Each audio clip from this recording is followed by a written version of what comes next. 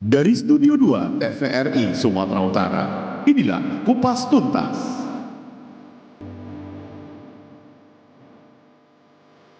Acara ini akan dipandu oleh M. Azril Nasution dan Ziva Jahrian.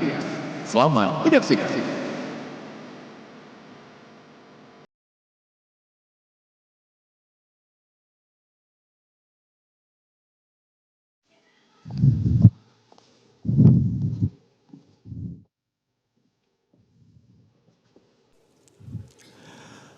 Assalamualaikum warahmatullahi wabarakatuh.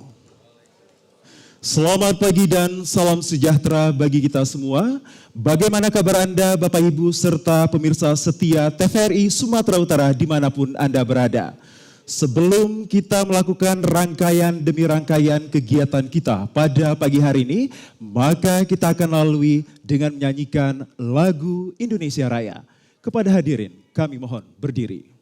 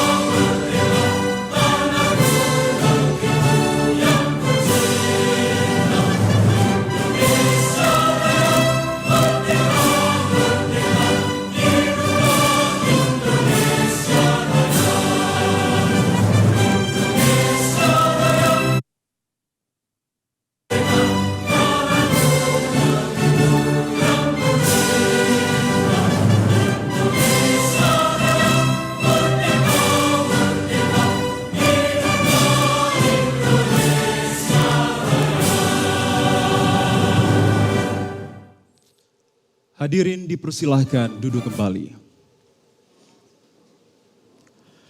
Pemirsa, sosialisasi Kitab Undang-Undang Hukum Pidana Undang-Undang Nomor 1 Tahun 2023 merupakan sebuah proses penting untuk memastikan persamaan perspektif baik secara substantif dan juga implikasinya dalam penegakan hukum nasional di Indonesia bagi seluruh pihak, utamanya sebagai masyarakat, sebagai objek serta sekaligus subjek hukum itu sendiri.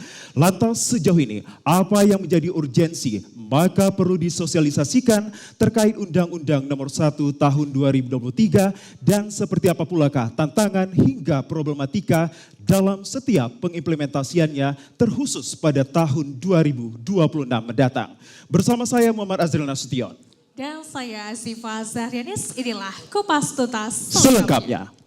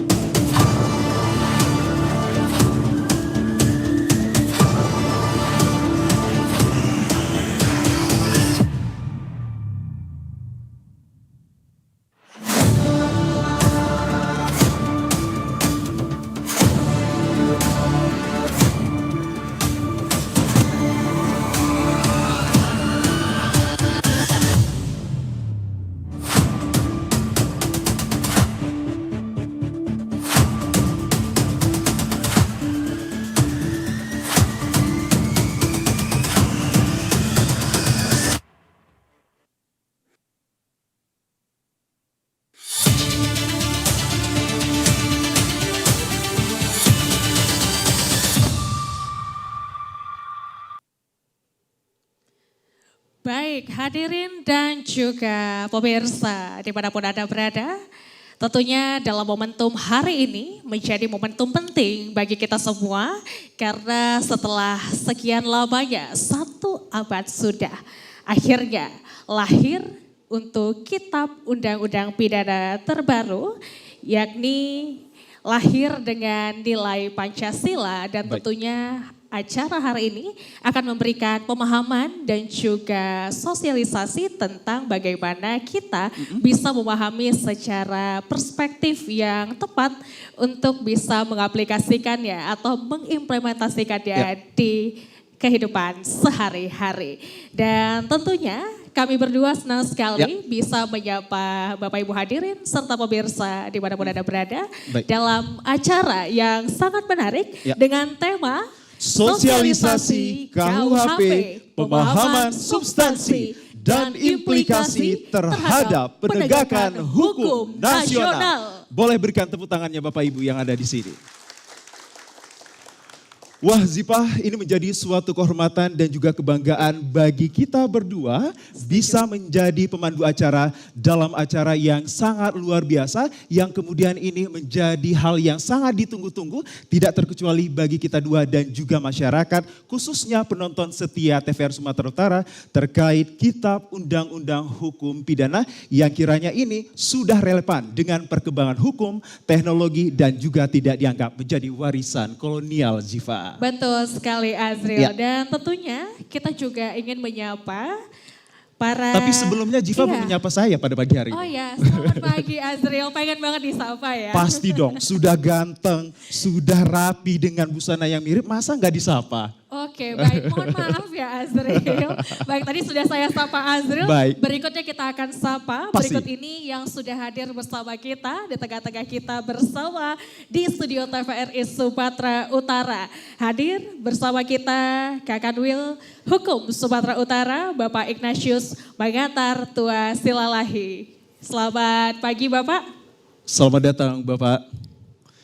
Ya, tentunya juga yang akan mempertajam informasi dan diskusi kita pada pagi hari ini, turut juga kami sapa kepada Dekan Fakultas Hukum Universitas Muhammadiyah Sumatera Utara, Bapak Dr. Faisal S.H.M.Hum. Selamat pagi Bapak, selamat datang. Baik, tentunya selain juga hadir di studio TVRI Sumatera Utara, kita juga ada pemirsa di rumah ataupun dimanapun mereka berada ya Azril yang bergabung bersama kita secara virtual. Kita akan sapa berikut ini yang memang luar biasa ya yang paling kita nanti-nantikan. Dan buat saya ini deg-degan begitu karena baru pertama Azril. sekali ini kita berjumpa melalui virtual Zoom meeting. Walaupun virtual ya Azril ya. Siapa lagi Ziva kalau bukan? Baik, berikut ini adalah Wakil Menteri Hukum Republik Indonesia. Hadir bersama kita melalui Zoom meeting virtual, ada Bapak Profesor Dr. Edward Omar Syarif Harish, SHMH. Selamat pagi Pak Wamen, apa kabar? Selamat pagi, baik, makasih. Baik, tampak semangat sekali Pak Wamen. Kita beri tepuk tangan untuk Bapak Wamen kita hari ini. Terima kasih Pak Wamen telah hadir berkenan bergabung bersama kami dan tentunya juga yang telah hadir bersama kami di sini melalui virtual Zoom meeting. Beliau adalah selaku tenaga ahli Komisi 3 DPR RI, Bapak Dr. Afdal Mahata SHMH. Selamat pagi Pak Afdal. Selamat pagi Mas. Kabar baik Pak Afdal? Alhamdulillah sehat. Alhamdulillah sehat dan tentunya ini juga kita harapkan bagi pemirsa dan juga penikmat setia TVRI Sumatera Utara dimanapun Anda berada pasti dalam keadaan sehat khususnya untuk melihat Bapak Wamen dan juga Bapak Afdal. Begitu ya Ziva? Betul sekali Azil dan juga kami informasikan dan juga turut mengajak para pemirsa maupun hadirin yang juga berada di studio TVRI Sumatera Utara. Karena kita saat ini tengah berada di situasi kebencanaan, betul sekali begitu ya Ziva? Azril ya. Bencana yang melanda 3 provinsi yang ada di Sumatera, yakni adalah Aceh, Sumatera Barat dan juga provinsi tercinta kita Sumatera Utara. Untuk itu kami memohon dan juga mengajak seluruh hadirin dan pemirsa untuk sama-sama mendukung dan juga membantu ya kepada para korban dari banjir bandang dan juga longsor yang terjadi. Benar sekali Jiva dan juga pemirsa, tentunya punya rasa prihatin atas musibah, bencana banjir bandang dan longsor yang telah terjadi di beragam provinsi seperti Sumatera Barat, Sumatera Utara, dan Aceh ini menjadi atensi kita bersama. Semoga para korban diberikan kekuatan dan juga keteguhan hati dalam setiap musibah yang telah terjadi. Dan kita harapkan mereka kembali cepat pulih dan bangkit hingga jaya kembali ke 3 provinsi tersebut. Betul sekali Azril. Dan Azril Ya. tentunya dalam momentum bahagia kali ini dengan tema sosialisasi KUHP pemahaman substansi dan implikasi terhadap penegakan hukum nasional. Ya. Tentunya kita ingin mendengarkan bagaimana laporan kegiatan dan Ya. juga suksesnya terjalinnya sosialisasi Benar. kali ini ya. Ada di TVRI Sumatera Utara. Pastinya pemirsa setia TVRI Sumatera Utara dimanapun Anda berada dan bahkan Bapak Ibu hadirin yang telah membersamai kita, khususnya juga dialamatkan kepada kita Ya, berdua ini, Azril. sudah tidak sabar untuk mendengarkan laporan hingga juga rangkaian kata sambutan yang kiranya ini akan membuka pertama kali perspektif luas kita terkait tentang Kitab Undang-Undang Hukum Pidana ini. Oleh karena itu, kita sambut langsung kepada Bapak Kakanwil Hukum Sumatera Utara, Bapak Ignatius Mangatar Tua Silalai SHMH. Kepada Bapak kami persilahkan.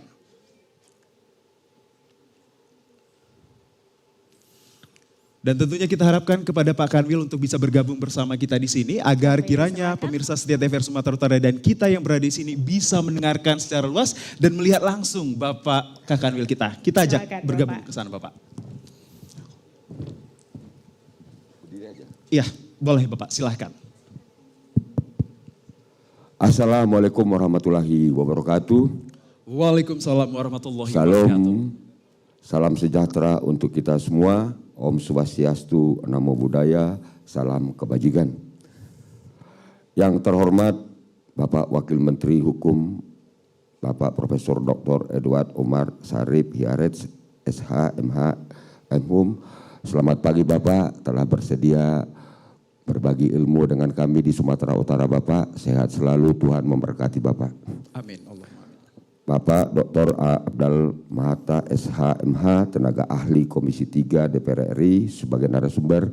Terima kasih Pak juga telah berkenan berbagi ilmu dengan Sumatera Utara dalam rangka mensukseskan sosialisasi dan peningkatan pemahaman KUH pidana baru di Sumatera Utara Pak. Terima kasih, sehat selalu Pak.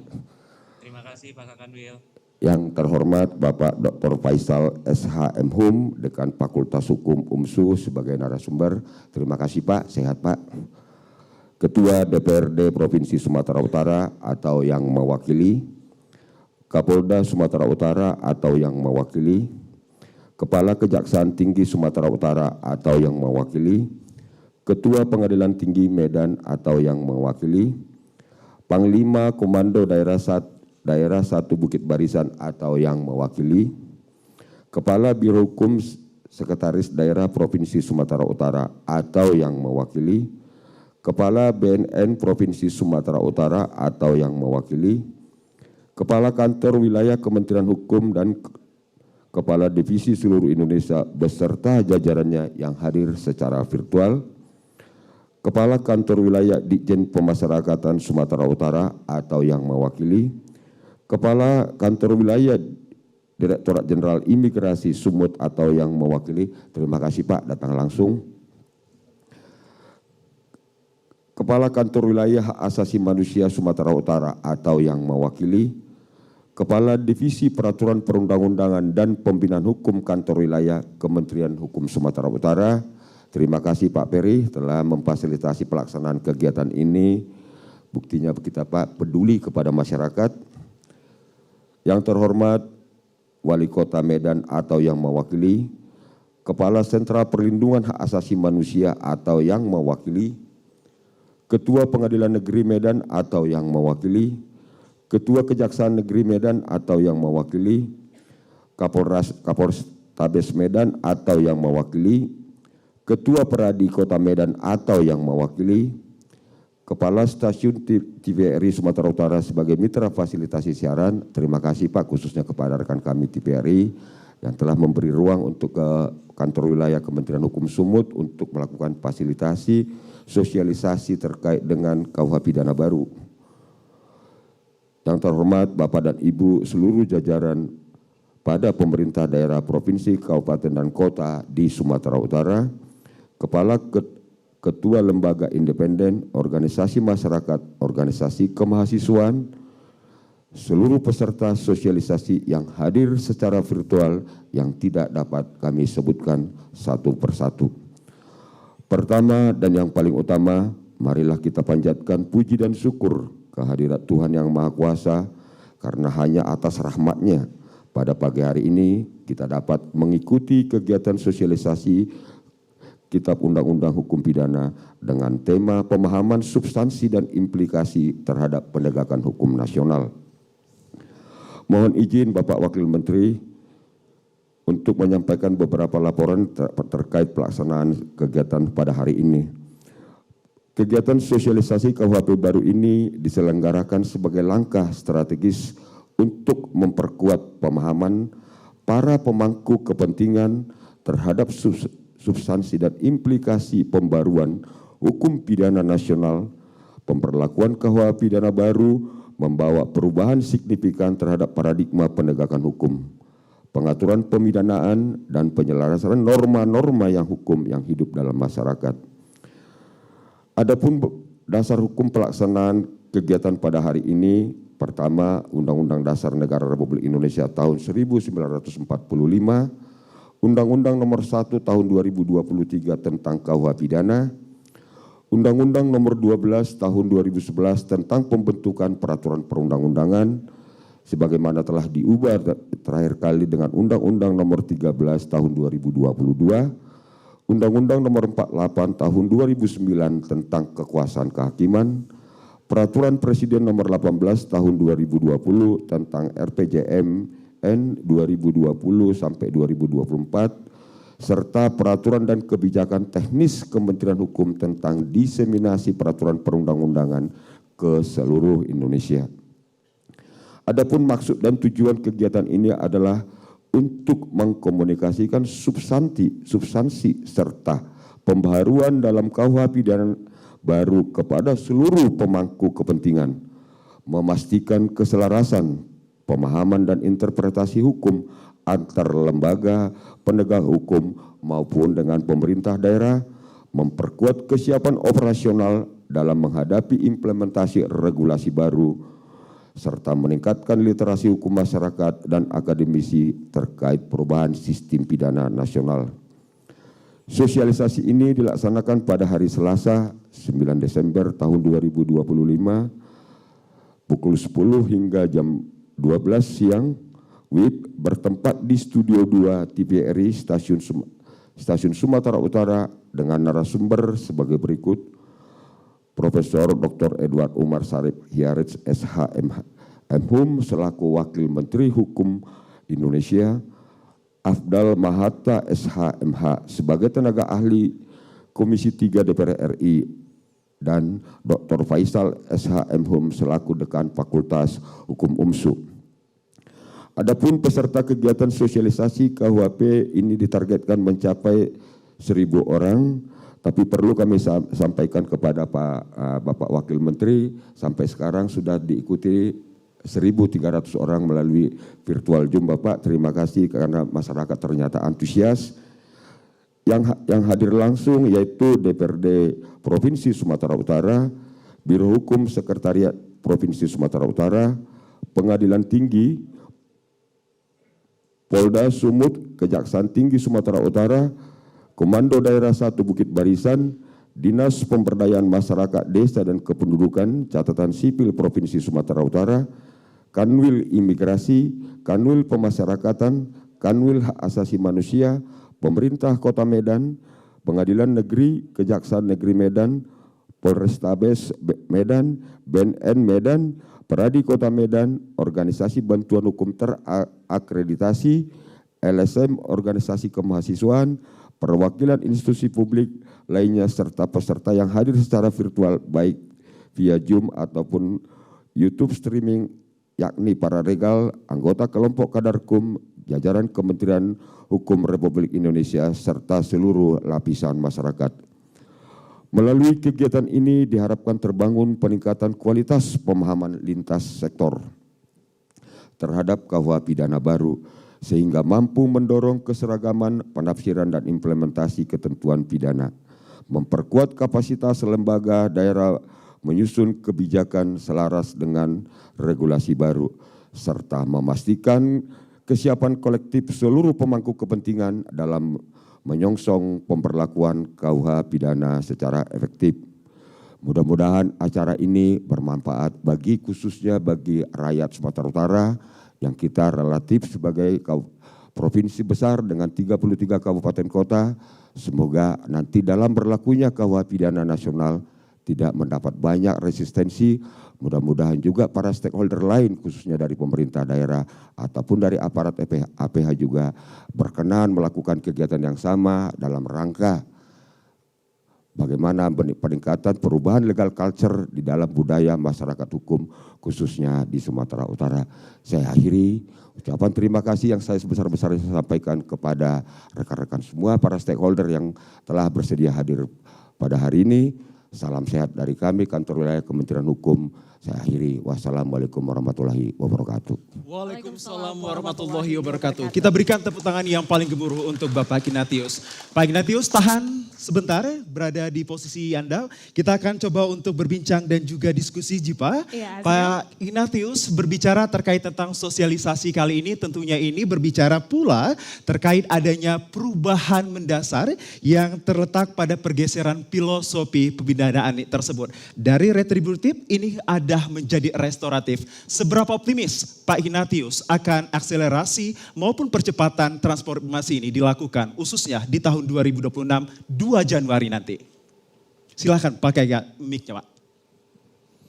Jadi pertama Pak ya, walaupun waktu kita sangat tipis Pak, minim sampai tanggal 2 Januari.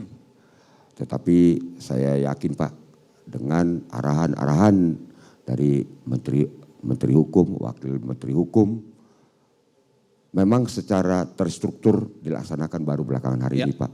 Tetapi saya kira kalau pendengungan terkait KUH pidana baru dan muatan-muatan barunya, saya rasa Pak sudah diadakan sejak tahun 2023 atau 2024. Jadi saya memiliki optimisme yang kuat dengan apalagi Bapak tahu semua Pak kalau Sumatera Utara keingin tahuan dengan hukum pasti kuat Pak. Pasti. Terbukti dengan para pengacara berasal dari Sumatera Utara.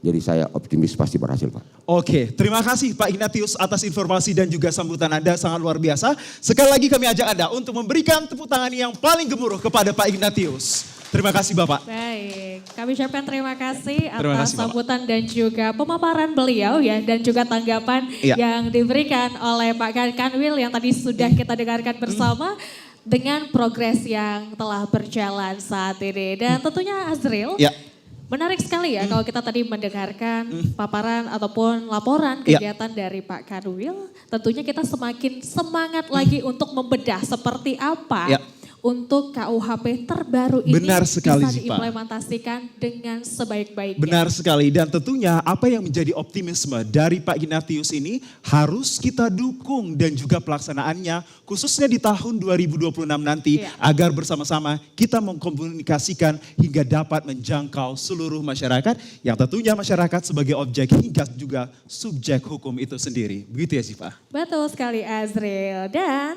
Azril, karena hari ini kita melaksanakan sosialisasi KUHP, artinya hari ini kita juga punya narasumber yang pastinya kompeten untuk membedah seperti apa implementasi undang-undang yang ada di KUHP terbaru kali ini. Dan kita akan turut mengundang Azril, salah satu narasumber kita yang sudah hadir di studio TVRI Sumatera Utara. Siapa lagi? Langsung saja kita jemput. Berikut ini beliau adalah Dr. Faisal SH MHum. Kami silakan. Baik, Azril. Luar biasa sekali. Kita sudah menghadirkan. Selamat pagi, Selamat pagi, Pak Dokter. Bapak. Bagaimana kabarnya? Baik ya Pak? Selamat pagi. Baik, tentunya Silakan, ini akan Bapak. juga membuka ruang perspektif luas kita. Karena tentunya beliau seorang akademisi yang kiranya akan menerjemahkan hingga juga mendefinisikan setiap uraian kata-katanya ini menjadi simpel dan juga sederhana untuk kita ketahui. Betul sekali Azril. Tapi nanti kita akan ngobrol panjang lebar dengan beliau. Sebelum kita ngajakin Pak Faisal untuk berdiskusi tentang topik menarik kali ini. Kita juga tadi kami sudah menyapa ada Prof. Edi Yes, selaku selaku Wamenkum Republik Indonesia. Dan tentunya kita juga tidak sabar untuk Iya. mendengarkan ya sambutan dari beliau. Dan juga pastinya beliau ini adalah orang yang sangat andil ya. Pasti. Untuk membedah dan juga merumuskan akhirnya tercipta KUHP terbaru yang akan diimplementasikan Benar. tanggal 2 Januari 2026. Jipa dan juga pemirsa setia TVR Sumatera Utara dimanapun Anda berada, pasti Anda sudah tidak sabar apa yang menjadi pokok-pokok informasi hingga juga urgensitas akan keberadaan Kitab Undang-Undang Hukum Pidana ini. Langsung saja kita Langsung ajak saja, Azra. untuk kembali berkomunikasi kepada Bapak Wamenkum Republik Indonesia. Pak Wamen, bisa mendengar suara kami Pak Wamen? Ya, terdengar. Baik, terima kasih Pak Wamen untuk kiranya dapat membersamai kami kurang lebih beberapa menit ke depan. Dengan segala hormat kami berikan waktu kepada Pak Wamen untuk dapat memaparkan materinya. Terima kasih Pak Wamen dan kami kembalikan ke Anda. Ya, makasih. Assalamualaikum warahmatullahi wabarakatuh. Waalaikumsalam. Shalom, Om Swastiastu, Namo Buddhaya, salam sehat, salam sejahtera bagi kita semua. Pertama-tama saya ingin menyampaikan keprihatinan yang mendalam atas terjadinya bencana alam di wilayah Aceh, Sumatera Utara, dan Sumatera Barat. Atas nama kementerian maupun atas nama pribadi, kami turut berduka cita atas korban yang meninggal dunia dan menyampaikan simpati yang tulus kepada seluruh keluarga serta masyarakat yang terdampak. Tentunya kita berdoa semoga proses penanggulangan dan pemulihan dapat berjalan dengan lancar dan senantiasa semuanya dalam lindungan Allah Subhanahu wa Ta'ala. Assalamualaikum warahmatullahi wabarakatuh. Shalom, Om Swastiastu, Namo Buddhaya, salam sehat, salam sejahtera bagi kita semua. Yang saya hormati Kepala Kantor Kementerian Hukum Sumatera Utara, Pak Ignatius Mangantar Tua Siralahi, Bapak Ibu yang tergabung dalam Forkopimda, rekan sejawat, Dr. Faisal dari Fakultas Hukum Universitas Muhammadiyah Medan, dan pemirsa televisi Sumatera Utara yang berbahagia. Saya kira kurang dari 1 bulan KUHP nasional ini akan berlaku efektif. Sebenarnya sudah disahkan sejak 2 Januari 2023 dengan Undang-Undang Nomor 1 Tahun 2023. Waktu 3 tahun ini diharapkan bahwa sosialisasi sudah dilakukan dan pada tanggal 2 Januari nanti kita semua siap untuk mengimplementasikan KUHP yang baru. Sebagaimana tema kita pada pagi hari ini terkait penegakan hukum, maka ada beberapa faktor yang terkait dengan penegakan hukum yang harus kita pahami bersama. Yang pertama adalah substansi dari hukum itu sendiri. Yang kedua adalah profesionalisme aparat penegak hukum. Yang ketiga adalah sarana dan prasarana. Dan yang keempat yang tidak kalah pentingnya adalah terkait kesadaran hukum masyarakat. Bapak Ibu, KUHP nasional yang disahkan dengan Undang-Undang Nomor 1 Tahun 2023 ini terdiri dari 2 buku, 43 bab, dan 624 pasal. KUHP nasional ini memiliki paradigma baru yang tidak lagi menggunakan hukum pidana sebagai sarana balas dendam, yang tidak lagi menggunakan hukum pidana sebagai lex talionis, yang tidak lagi berorientasi pada keadilan retributif atau semangat pembalasan, tetapi KUHP baru ini berorientasi pada keadilan korektif, keadilan restoratif, dan keadilan rehabilitatif. Keadilan korektif ini ditujukan kepada pelaku. Artinya pelaku yang melakukan suatu tindak pidana harus dikoreksi. Koreksi itu dia diberi sanksi. Sanksi itu bisa berupa pidana juga berupa tindakan. Keadilan restoratif ditujukan kepada korban. Kalau keadilan korektif ditujukan kepada pelaku dan keadilan restoratif ditujukan kepada korban, maka keadilan rehabilitatif baik ditujukan kepada pelaku maupun korban. Pelaku tidak hanya dikenakan sanksi tetapi juga harus direhabilitasi. Demikian juga korban, tidak hanya dipulihkan tetapi juga harus diperbaiki. Adapun misi dari KUHP nasional ini yang pertama yang tadi sudah disebutkan adalah dekolonisasi. Artinya KUHP nasional ini berupaya untuk menghilangkan nuansa-nuansa kolonial. Nuansa-nuansa kolonial ini kita lihat di dalam KUHP lama yang sama sekali belum berbicara soal kemanfaatan, belum berbicara soal keadilan dan lain sebagainya. Sementara di dalam KUHP baru khusus mengenai buku 1, dekolonisasi ini terlihat jelas antara lain satu, bahwa KUHP nasional ini tidak lagi retributif, tetapi korektif, restoratif, dan rehabilitatif. Yang kedua, KUHP baru ini tidak lagi berorientasi pada kepastian hukum semata, tetapi juga keadilan dan kemanfaatan. Yang ketiga, hukum pidana tidak lagi bersifat pembalasan, tetapi dia lebih humanis namun tidak permisif. Artinya apa? Hukum pidana ini mempersuasi supaya orang tidak melakukan tindak pidana, tetapi kalau dia terlanjur melakukan suatu tindak pidana, maka dia akan diperbaiki. Yang keempat, bahwa KUHP nasional ini mengenal modifikasi alternatif pidana. Artinya pidana penjara masih merupakan pidana pokok, tetapi sedapat mungkin tidak dijatuhkan. Yang dan terakhir, kita lihat bahwa ada pedoman pemidanaan atau standar pemidanaan yang akan digunakan oleh hakim.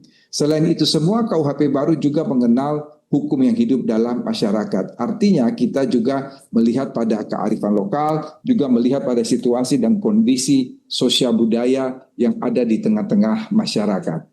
Yang kedua, misi KUHP nasional adalah demokratisasi. Artinya KUHP baru ini sama sekali tidak mengekang kebebasan berpendapat, kebebasan berekspresi, kebebasan demokrasi, namun mengatur berbagai kebebasan itu sehingga dalam pelaksanaan hak berdemokrasi tidak mengganggu hak orang lain.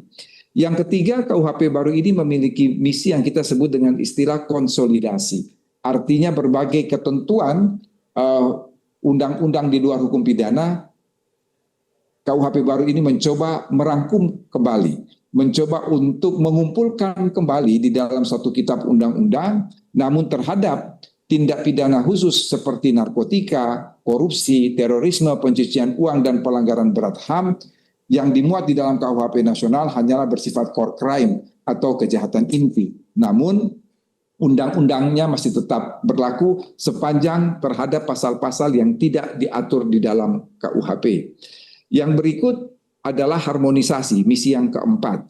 Artinya KUHP nasional ini mencoba untuk menyesuaikan dengan berbagai undang-undang yang ada di luar KUHP. Dan yang terakhir, KUHP nasional ini juga memiliki misi modernisasi. Artinya dia bisa menanggulangi berbagai kejahatan dimensi baru yang berkaitan dengan perkembangan ilmu pengetahuan dan teknologi. Bapak Ibu, ini adalah misi dari KUHP nasional yang memiliki visi yang tadi sudah saya sebutkan adalah keadilan korektif, keadilan restoratif, dan keadilan rehabilitatif. Mengenai kesiapan pelaksanaan KUHP pada tanggal 2 Januari 2026, ini pada tanggal 18 November yang lalu, DPR telah mengesahkan, jadi 3 minggu yang lalu DPR telah mengesahkan Kitab Undang-Undang Hukum Acara Pidana sebagai pelengkap untuk melaksanakan KUHP baru. Jadi tepat pada tanggal 2 Januari nanti Bapak Ibu kita memiliki KUHP baru yang akan diimplementasikan dengan menggunakan KUHP yang baru. KUHP yang baru ini sudah menyesuaikan dengan KUHP nasional sehingga tidak ada kegamangan bagi aparat penegak hukum untuk menerapkan KUHP nasional di dalam kehidupan sehari-hari.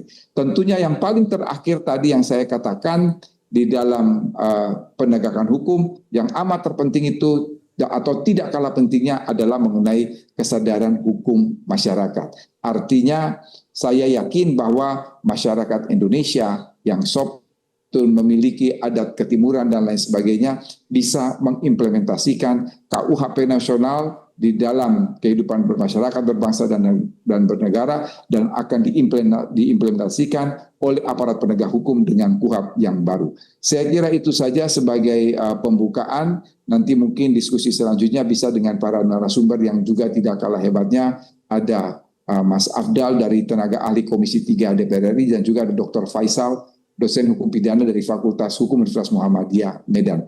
Kurang dan lebihnya mohon maaf. Wassalamualaikum warahmatullahi wabarakatuh. Shalom, Om, Santi, Santi, Santi, Om, sekian dan terima kasih. Baik, terima kasih kami ucapkan atas kehadiran Bapak Wamen. Pak Wamen, izin kami dari TVRI Sumatera Utara ingin juga bertanya satu pertanyaan saja Pak Wamen sebelum kita berpisah. Sejauh ini bagaimana kemudian presensi dari pemerintah untuk mempersiapkan infrastruktur maupun sarana prasarana dalam percepatan transformasi hingga implementasi KUHP di tahun 2026 nanti Bapak? Ya, jadi KUHP itu memerintahkan kepada pemerintah dan DPR untuk membentuk undang-undang yang kemarin sore baru saja disahkan, yaitu Undang-Undang Penyesuaian Pidana. Undang-Undang Penyesuaian Pidana ini isinya ada 3. Yang pertama adalah menyesuaikan KUHP dengan berbagai undang-undang di luar KUHP. Yang kedua ini yang sangat penting, yaitu menyesuaikan lebih dari 15.000 peraturan daerah untuk disesuaikan dengan KUHP nasional.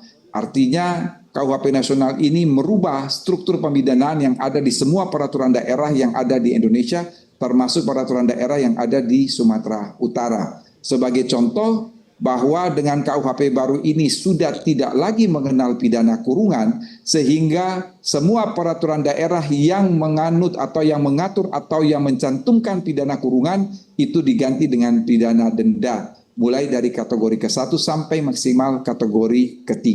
Dan yang ketiga, isi dari Undang-Undang Penyesuaian Pidana ini adalah koreksi terhadap KUHP nasional, ada persoalan salah tulis dan lain sebagainya, ini semua diperbaiki di dalam Undang-Undang Penyesuaian Pidana. Yang kedua, KUHP nasional juga memerintahkan kepada pemerintah untuk membentuk sejumlah peraturan pemerintah, dan ini sudah siap dan nanti akan diundangkan pada tanggal 2 Januari 2026, yaitu 3 peraturan pemerintah. Terkait 1, peraturan pemerintah mengenai keberadaan hukum yang hidup dalam masyarakat. Yang kedua, peraturan pemerintah terkait komutasi pidana. Dan yang ketiga adalah peraturan pemerintah terkait pidana dan tindakan. Artinya, secara suprastruktur dari segi substansi hukum, pemerintah telah siap untuk mengimplementasikan KUHP nasional. Sekian dan terima kasih. Baik, terima kasih atas kehadiran Bapak Wamen kita. Kita berikan tepuk tangan yang paling gemuruh dari Provinsi Sumatera Utara untuk Prof. Edi Hiraj. Terima kasih Bapak, dan kami yakin Anda memiliki sejumlah agenda pada hari ini. Kami persilahkan Pak Wamen untuk melanjutkan aktivitasnya. Salam hormat dari Provinsi Sumatera Utara untuk Anda. Terima kasih dan selamat siang Pak Wamen. Baik, tadi kita sudah mendengarkan pemaparan dari Pak Wamen ya terkait bagaimana bisa mengimplementasikan KUHP nasional yang terbaru ini kepada kita semua masyarakat Sumatera Utara khususnya ya, baik itu Indonesia secara luas ya, pada tanggal 2 Januari 2026 mendatang. Untuk itu pemirsa, kita akan membahas lebih dalam lagi terkait dengan diskusi kita pada sosialisasi KUHP hari ini. Tetaplah bersama kami akan segera kembali di Kupas Tuntas.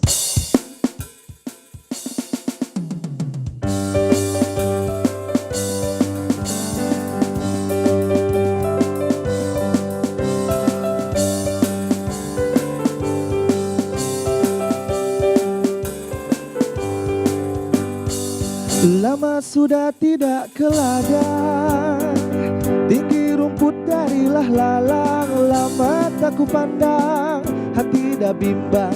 Lama tak ku pandang, hati dah bimbang. Layang-layang, selayang pandang, hati di dalam bagai bergoncang. Jangan ragu dan jangan bimbang, ini lagu selayang pandang. Kalau tidak kelapa puan, tidak puan kelapa Bali. Kalau tak tuan, siapa lagi? Kalau tak tuan, siapa lagi? Layang-layang, selayang pandang, hati di dalam bagai bergoncang. Jangan ragu dan jangan bimbang, ini lagu selayang pandang. Layang-layang, selayang pandang, hati di dalam bagai bergoncang.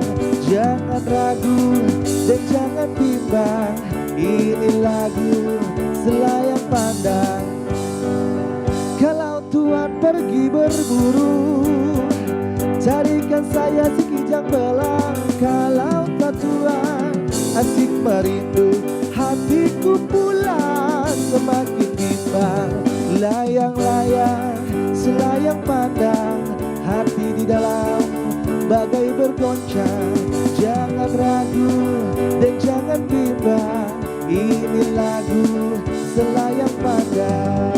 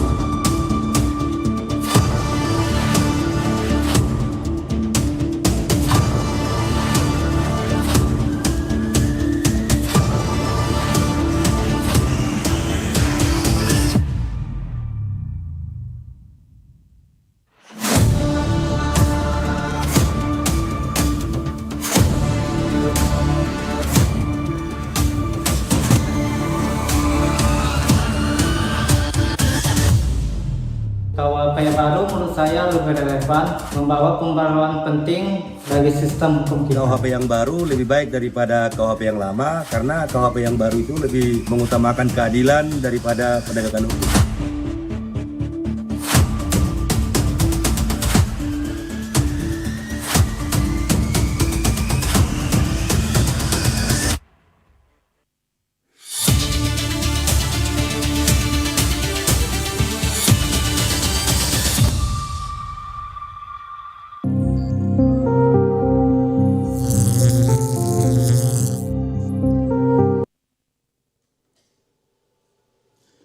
Baik, terima kasih pemirsa, Anda kembali bersama kami dalam program Kupas Tuntas dengan tema menariknya sosialisasi KUHP, pemahaman substansi dan implikasi terhadap penegakan hukum nasional. Beri tepuk tangan yang paling gemuruh sekali lagi Bapak Ibu hadirin.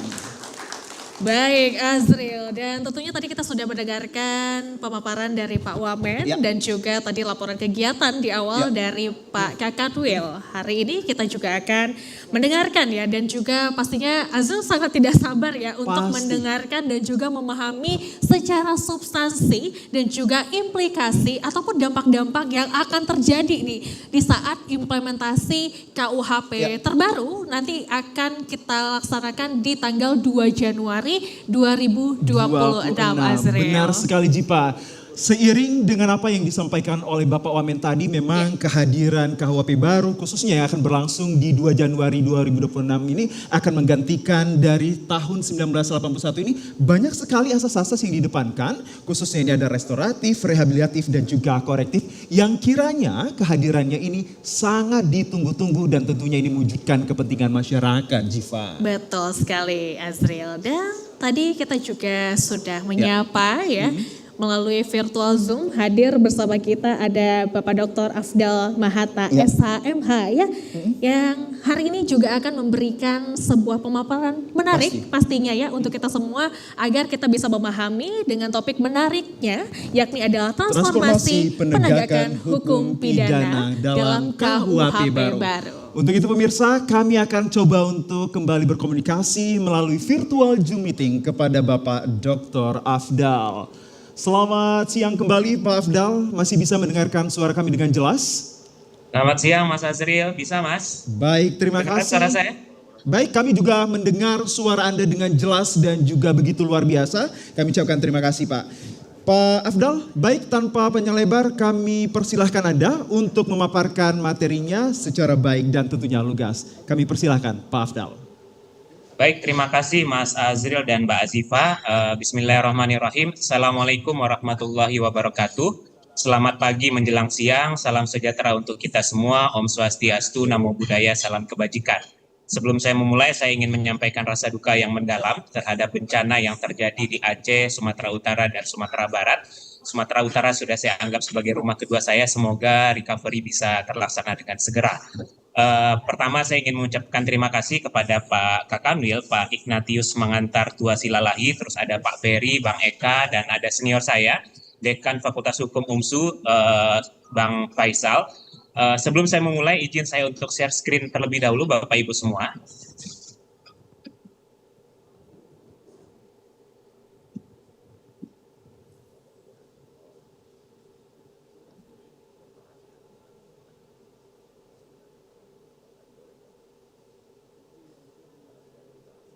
Ya, apakah sudah kelihatan Bapak Ibu semua materinya? Sudah kelihatan dengan jelas Pak Afdal, silahkan.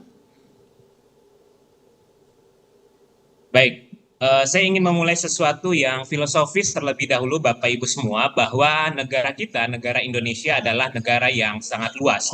Dengan luas wilayah hampir 2 juta kilometer persegi, dengan bahasa lebih dari 700 bahasa, seperti saya dari Minang dan Bapak Ibu semua ada dari Sumatera Utara dan wilayah lainnya, dengan jumlah pulau lebih dari 17.000 pulau. Para founding fathers kita, walaupun saya kurang sepakat dengan penyebutan founding fathers, karena banyak sekali jasa ibu-ibu dalam kemerdekaan kita, saya lebih sepakat menyebutnya dengan founding leaders.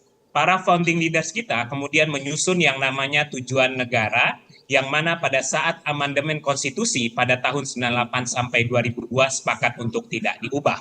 Apa itu Bapak Ibu semua tujuan negara? Pertama, melindungi segenap bangsa Indonesia dan seluruh tumpah darah Indonesia. Yang kedua, memajukan kesejahteraan umum. Yang ketiga, mencerdaskan kehidupan bangsa. Yang keempat, melaksanakan ketertiban dunia yang berdasarkan kemerdekaan, perdamaian abadi, dan keadilan sosial. Tujuan negara ini kemudian dibingkai dalam suatu landasan yang sangat filosofis, yaitu Pancasila. Ada nilai-nilai ketuhanan di dalamnya, ada nilai-nilai kemanusiaan di dalamnya, ada nilai persatuan di dalamnya, ada nilai musyawarah dan demokrasi di dalamnya, serta ada nilai keadilannya. Maka kemudian peraturan perundang-undangan yang disusun harus berlandaskan Pancasila dan bertujuan sebesar-besarnya bagi kesejahteraan masyarakat, sehingga partisipasi publik menjadi suatu keharusan. Tadi Pak Wamen sudah sampaikan di awal, perlu kami sampaikan bahwa penyusunan KUHP ini sudah dilakukan sejak tahun 60-an, dan kemudian baru masuk lagi pembahasannya kepada DPR di tahun 2015, dan itu telah melewati partisipasi publik yang bermakna. Di mana di dalam putusan MK disebutkan bahwa partisipasi publik itu sekurang-kurangnya 3 hal. Pertama, right to be heard. Yang kedua, right to be considered. Yang ketiga, right to be explained. Dan bisa kami infokan bahwa KUHP sudah menerima begitu banyak masukan masyarakat, sehingga KUHP baru menjadi sesuatu yang ideal untuk kemudian diimplementasikan pada tanggal 2 Januari 2026. Selain itu, tadi Pak Wamen juga sudah sampaikan, kita punya KUHP baru yang akan berlaku 2 Januari 2026. Mobilnya sudah bagus, maka kemudian mesin-mesinnya juga kita perbaiki. Dan pada tanggal 18 November yang lalu telah disetujui di paripurna RUU KUHP, Kitab Undang-Undang Hukum Acara Pidana, yang akan berlaku juga pada tahun 2 Januari 2026. Apa saja Bapak Ibu terkait KUHP baru, tadi Pak Wamen sudah sampaikan, akan berlaku pada tanggal 2 Januari 2026, di mana di ketentuan penutup disampaikan bahwa Undang-Undang KUHP berlaku 3 tahun setelah diundangkan. Dan kemudian KUHP baru mengganti KUHP lama dan membawa perubahan besar seperti paradigma pemidanaan yang lebih humanis dan restoratif. Nah, undang-undangnya undang-undang cantik Bapak Ibu semua. Sehingga kemudian dengan mudah kita bisa menghafal, kalau di Samsu itu 234, maka KUHP ini 123. Undang-Undang nomor 1 tahun 2023. Yang terdiri dari 37 bab, 624 pasal, yang hanya 2 buku sekarang Bapak Ibu semua. Yang mana di KUHP existing itu ada 3 buku, di KUHP yang baru hanya 2 buku, buku ke-1 terkait dengan aturan umum, buku kedua tindak pidana. Jadi kalau di KUHP existing itu ada pelanggaran dan kemudian ada perbuatan lain, di KUHP baru itu hanya disebutkan tindak pidana. Dan jumlah pasal KUHP baru sedikit lebih banyak dari KUHP lama, yang mana KUHP lama hanya 569 pasal. Ini merupakan konsekuensi dari misi konsolidasi dan harmonisasi yang dalam buku 1 KUHP dijelaskan sangat komprehensif. Dan kemudian dihilangkannya pembedaan antara kejahatan dan pelanggaran di KUHP existing, sekarang semuanya menjadi tindak pidana. Jadi kalau Bapak Ibu melanggar lalu lintas itu tidak lagi pelanggaran, itu masuk dalam tindak pidana. Nah, tadi Pak Wamen sudah singgung Bapak Ibu semua, misi pembaharuan KUHP, ada dekolonisasi hukum, ada demokratisasi, ada konsolidasi, ada harmonisasi, dan modernisasi. Ini sebagai respon untuk kemudian mencermati perkembangan yang ada di dalam masyarakat, perlindungan hak asasi manusia, dan mengedepankan aspek keadilan. Kemudian, terkait dengan arah pengaturan dalam KUHP, itu kita bisa lihat bahwa KUHP baru itu mengusung model keadilan korektif, rehabilitatif, dan restoratif, dan mengatur tujuan dan pedoman pemidanaan yang mana dalam KUHP existing atau KUHP lama tidak diatur. Seperti kita ketahui, mungkin di Kanwil di rutan lapas di Sumut juga kita temui, di tahun 2022 itu jumlah penghuni lapas dan rutan itu mencapai 276.000. Kita tidak tahu di tahun ini, yaitu 209%, dan kemudian itu jauh melebihi total lapas dan rutan. Dengan diaturnya di dalam KUHP baru, soal pertama model pemutusan pemaafan hakim, Bapak Ibu semua, judicial pardon, terus kemudian alternatif sanksi selain pidana penjara, sekarang di KUHP baru yang akan berlaku 2 Januari 2026 nanti kita punya pidana kerja sosial, dan adanya pedoman hakim untuk tidak menjatuhkan pidana penjara bagi tindak pidana yang diancam dengan pidana penjara di bawah 5 tahun. Mungkin Bapak Ibu masih ingat kasus Bibi Minah yang mencuri biji kakao dan lain sebagainya, karena KUHP existing tidak membuka ruang untuk judicial pardon dan lain sebagainya, maka Bibi Minah harus masuk penjara. Dengan KUHP baru, dengan diaturnya model putusan pemaafan oleh hakim, judicial pardon, dan adanya alternatif sanksi selain pidana penjara, maka kemudian soal overkapasitas bisa kita minimalisir dan lain sebagainya. Nah, kemudian terkait dengan kebaruan dalam pidana dan pemidanaan dalam KUHP baru, berisi soal tujuan pemidanaan, Bapak Ibu semua, pedoman pemidanaan, alasan pemberat pidana, double track system, jenis pidana dan tindakan, alasan pembenar dan pemaaf, kategori dewasa, anak, dan korporasi. Nah, apa itu tujuan pemidanaan dalam KUHP baru? Pertama, dia berfungsi sebagai pencegahan. Yang kedua, dia berfungsi sebagai pemasyarakatan atau rehabilitasi. Dia berfungsi sebagai penyelesaian konflik, pemulihan keseimbangan, dan penciptaan rasa aman dan damai, dan penumbuhan penyesalan terpidana yang menganut asas konsep restoratif, rehabilitatif, dan korektif tadi. Kemudian ada pedoman pemidanaan, kewajiban hakim, faktor-faktor yang harus dipertimbangkan hakim, pedoman untuk tidak menjatuhkan pidana penjara, dan pemaafan peradilan atau judicial pardon. Kita masuk satu persatu. Di KUHP baru, di buku 1 itu jelas ada faktor-faktor yang harus dipertimbangkan oleh hakim pada saat akan memberikan putusan. Bentuk kesalahan pelaku, motifnya apa, tindak pidananya dilakukan dengan rencana atau tidak, caranya melakukan pidana seperti apa, riwayat hidup, keadaan sosial, terus kemudian pengaruh pidana terhadap masa depan pelaku, terhadap korban, pemaafan dari korban, dan lain sebagainya. Dan sesuatu hal yang baru di KUHP yang akan berlaku 2 Januari 2026, Bapak Ibu semua, ada pasal yang mengatur apabila hakim menemukan ada pertentangan antara kepastian hukum atau antara hukum dan keadilan, maka hakim wajib mengutamakan keadilan. Terus kemudian mengenal konsep judicial pardon yang di KUHP juga diatur untuk administrasinya. Hakim dapat memutus perkara tanpa menjatuhkan pidana atau tanpa mengenakan tindakan dengan mempertimbangkan ringannya perbuatan, keadaan pribadi pelaku, keadaan pada waktu dilakukan tindak pidana, keadaan yang terjadi kemudian, dan segi keadilan dan kemanusiaan. Tadi disampaikan bahwa KUHP baru itu jauh lebih mementingkan keadilan dibandingkan KUHP yang existing. Kita lanjutkan. Nah, kategori pidana dan tindakan ada orang dewasa, anak, korporasi juga bagian subjek dari tindak pidana. Terus ada pidana pokok dan pidana khusus. Kalau pidana pokok ada pidana penjara, tutupan, pengawasan, denda, dan pidana kerja sosial. Nah, contoh pidana kerja sosial ini kita bisa melihat ke pengalaman di negara lain, Bapak Ibu semua, di negara Belanda. di tahun 18-an atau 19-an itu orang-orang yang pergi kerja dari rumahnya itu biasanya menggunakan sepeda. Karena ingin buru-buru pakai sepeda orang lain, ternyata kemudian dipidana dan masuk penjara. Tapi dengan adanya pidana kerja sosial, itu Bapak Ibu lihat di Belanda sekarang, itu kondisi rutan dan lain sebagainya itu kosong dan banyak disewakan ke pihak swasta.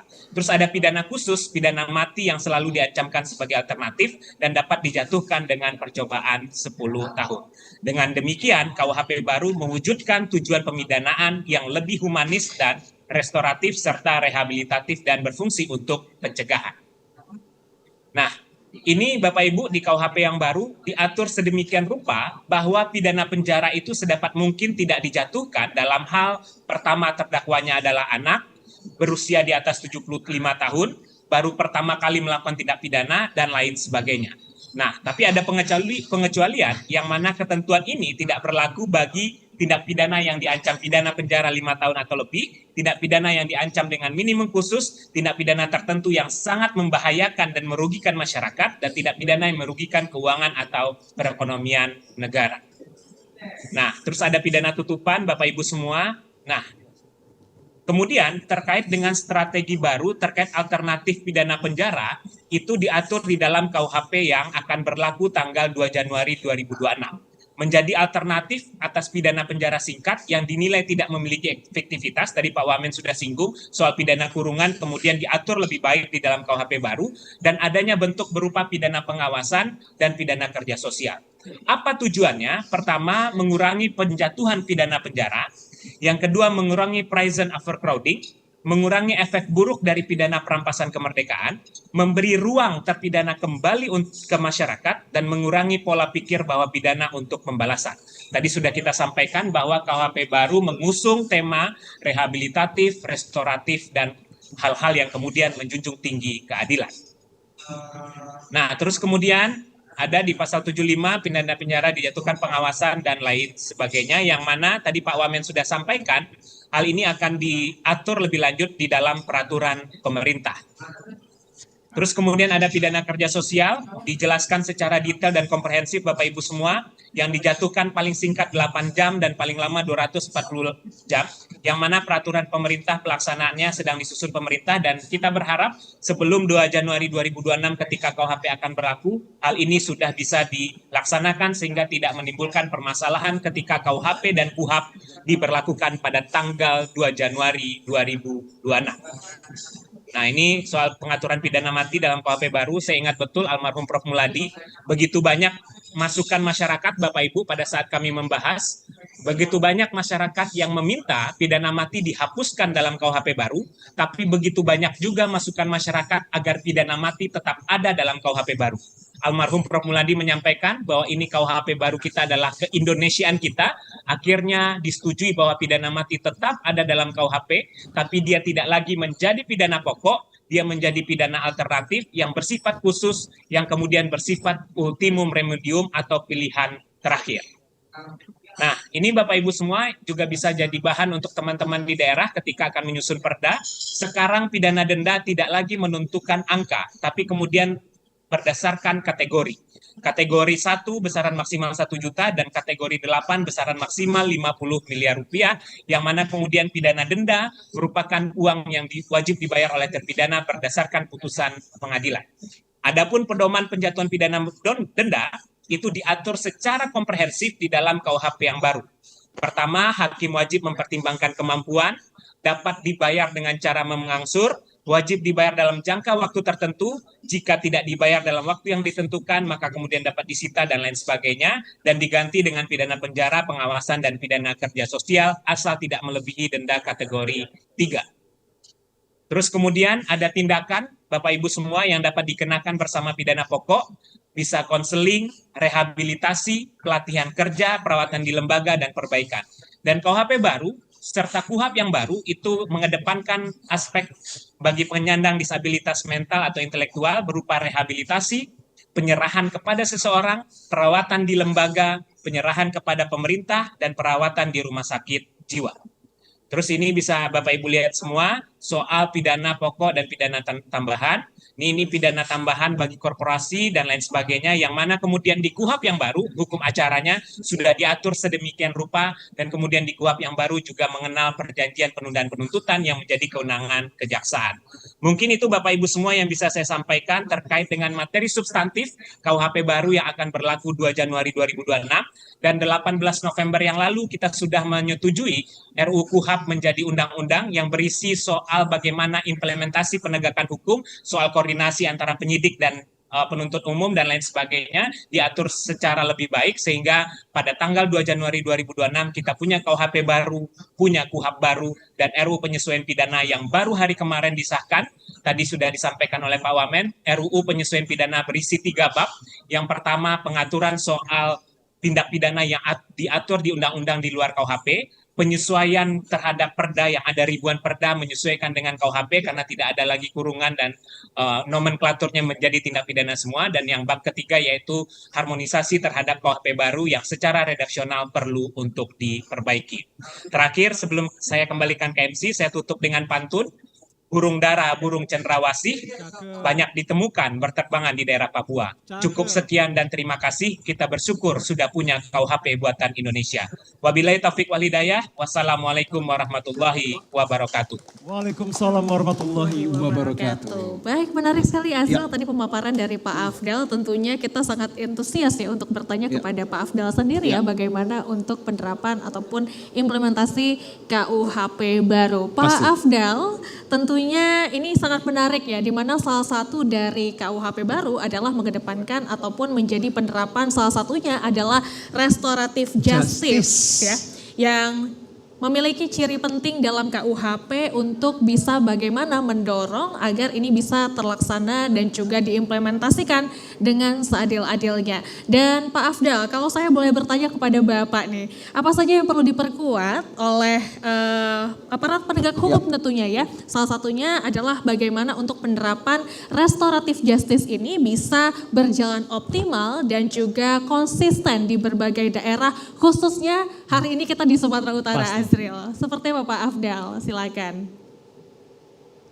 Ide dari restoratif justice itu sudah dimasukkan dalam KUHP baru, dan kemudian di KUHP yang 18 November kemarin disetujui di paripurna itu memasukkan konsep restoratif justice dalam KUHP yang baru, Mbak. Nah, yang kita ketahui di saat ini itu Polri punya perkapnya, Jaksa punya peraturan kejaksaannya, Mahkamah Agung punya permanya tentang restoratif justice. Nah, saat ini itu sudah diakomodir di dalam KUHP yang baru, yang mana kemudian pengimplementasian restoratif justice itu diatur secara komprehensif di pasal 79 sampai 85 KUHP kalau saya tidak salah. Yang mana kemudian perbedaannya adalah di KUHP yang baru diatur dengan sedemikian rupa bahwa restoratif justice itu dicatatkan atau kemudian melalui penetapan pengadilan. Kenapa ini penting? Karena kita ingin ada registrasi yang baik bahwa restoratif justice itu tidak meniadakan pidananya, tapi kemudian pemulihan terhadap korban dan pemaafan terhadap korban, sehingga ketika dia melakukan pidana lagi, itu dia dianggap sudah melakukan tindak pidana. Jadi soal restoratif justice itu sudah diatur secara komprehensif di KUHP yang baru, Mbak, sehingga kemudian aparat penegak hukum harus memahami bagaimana konsep ideal dalam restoratif justice yang akan berlaku di tanggal 2 Januari 2026 nanti. Begitu Mbak yang bisa saya sampaikan. Baik, terima kasih. Pak Afdal, satu lagi ini mungkin pertanyaan kita yang juga mewakili dari masyarakat, singkat dan padat. Kalau kita berbicara terkait tentang realisasinya ini sudah sejauh mana dan kemudian persentasenya atas finishingnya seperti apa Pak? Ya, kalau kita mendengar penjelasan Pak Wamen tadi, harusnya sosialisasi itu sebenarnya untuk KUHP sudah dilakukan sejak 2019-2022. Ya. Yang mana kemudian kalau saya ingin sampaikan, harusnya KUHP itu berlaku diundangkan 2019, tapi karena sesuatu dan lain hal pemerintah minta untuk disosialisasikan sehingga baru diundangkan 2 Januari 2023, dan itu waktu yang sudah cukup untuk kemudian bagaimana masyarakat terutama aparat penegak hukum memahami hal-hal yang baik, dan ini perubahan mindset Mas, perubahan pola dari hal yang kemudian pemidanaan, pemenjaraan menjadi konsep rehabilitatif dan pemulihan. Mungkin itu yang yang bisa saya sampaikan. Baik, kami ucapkan terima kasih atas kehadiran Bapak Dr. Afdal Mahata SHMH dengan judul materi transformasi penegakan hukum pidana dalam KUHP baru. Semoga ini menjadi informasi yang sangat kolektif dan juga edukatif agar nanti realisasinya dapat berjalan secara seimbang dan juga baik. Begitu ya Jipa. Terima kasih Pak Afdal, kami yakin akan Anda memiliki sejumlah agenda lainnya dan pastinya kami berdoa setiap langkah dan agenda Anda dalam perjalanan yang baik pula. Terima kasih Pak Afdal. Baik Azril dan juga pemirsa dimanapun Anda berada, tentunya ini sangat menarik diskusi yang tadi kita sudah dengarkan dari Pak Afdal ya. Sekarang giliran kita untuk beralih kepada pemateri kita yang kedua. Kamu nggak beralih ke hati yang lain begitu? Tidak Azril, tenang saja Azril ya. Dari tadi Azril sangat ingin dipancing ya. Baik, nah tadi Azril kita sudah mendengarkan dari Pak Afdal, untuk itu kita langsung saja ke pemateri kedua kita, yakni sudah hadir bersama kita. Kalau tadi dari tenaga ahli DPR RI ya, sekarang kita mau menggali perspektif dari seorang akademisi Azril, betul sekali. Dan ya, kita turut undang ya Zipa, beliau adalah Dr. Faisal SHMH dengan judul Implementasi dan Problematika Undang-Undang Nomor 1 Tahun 2023. Untuk itu kami persilahkan kepada Bapak Dr. Faisal, singkat dan padat. Baik, terima kasih. Assalamualaikum warahmatullahi wabarakatuh. Bapak Wakil Menteri yang kami hormati, tenaga ahli Bang Afdal ya, teman lama itu udah lama gak ketemu.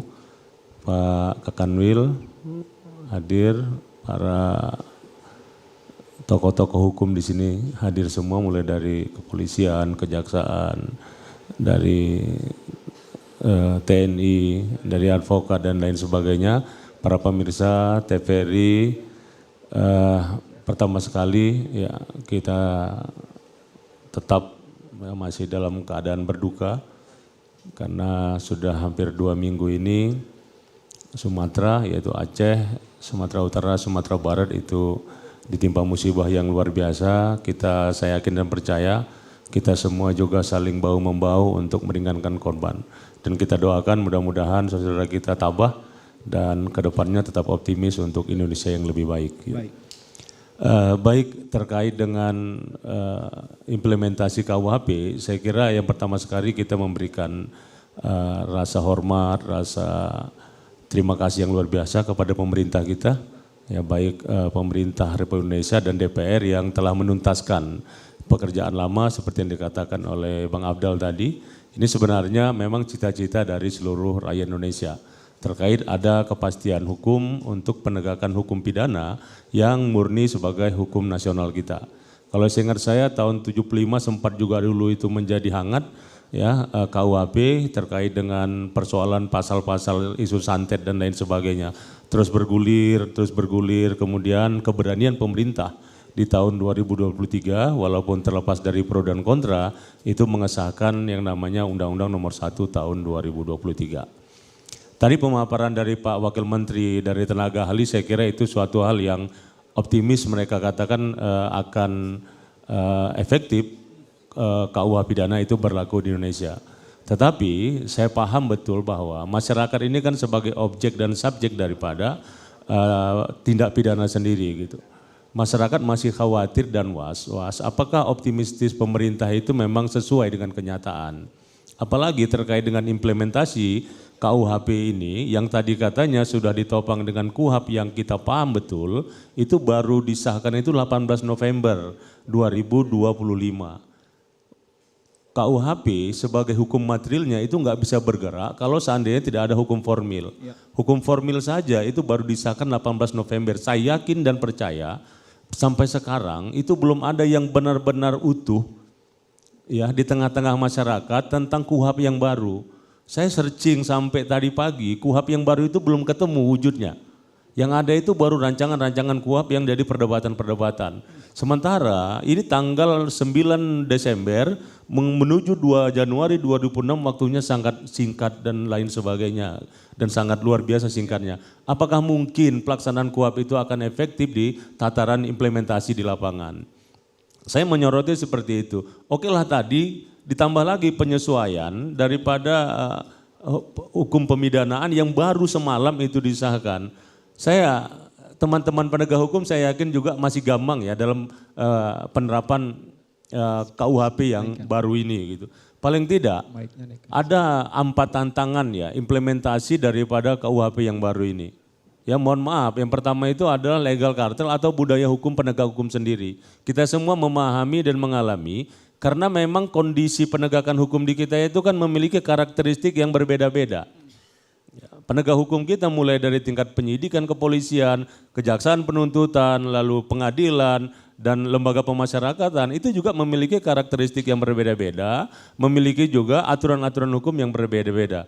Apalagi, ya mohon maaf, para penegak hukum kita ini kan masih memegang atau di paradigmanya itu masih paradigma penegakan hukum yang lama. Setuju. Bukan karena ketidakpahaman mereka, tapi karena aturannya itu yang lambat sampai kepada penegak hukum. Itu yang menjadi kekhawatiran kita bagi masyarakat. Apalagi kami dari dunia kampus itu kan memang memiliki tugas untuk memastikan bahwa hukum itu memang mencapai tujuan seperti tujuan hukum kepada masyarakat.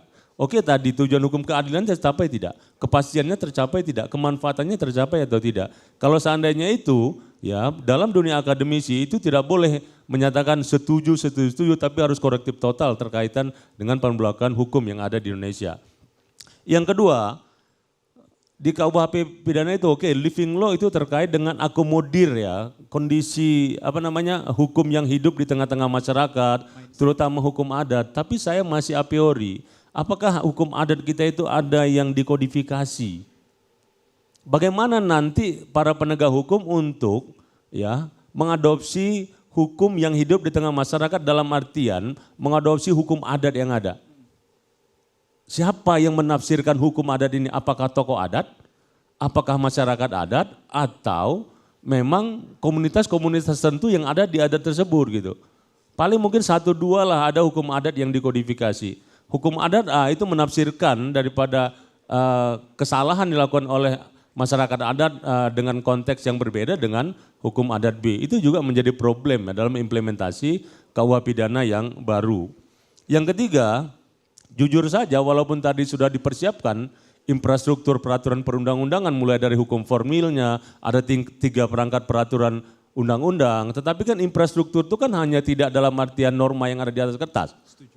Ya, penegak hukum saya rasa agak kesulitan kalau seandainya hanya infrastruktur itulah norma-norma tertulis di atas kertas. Norma pendukungnya gimana?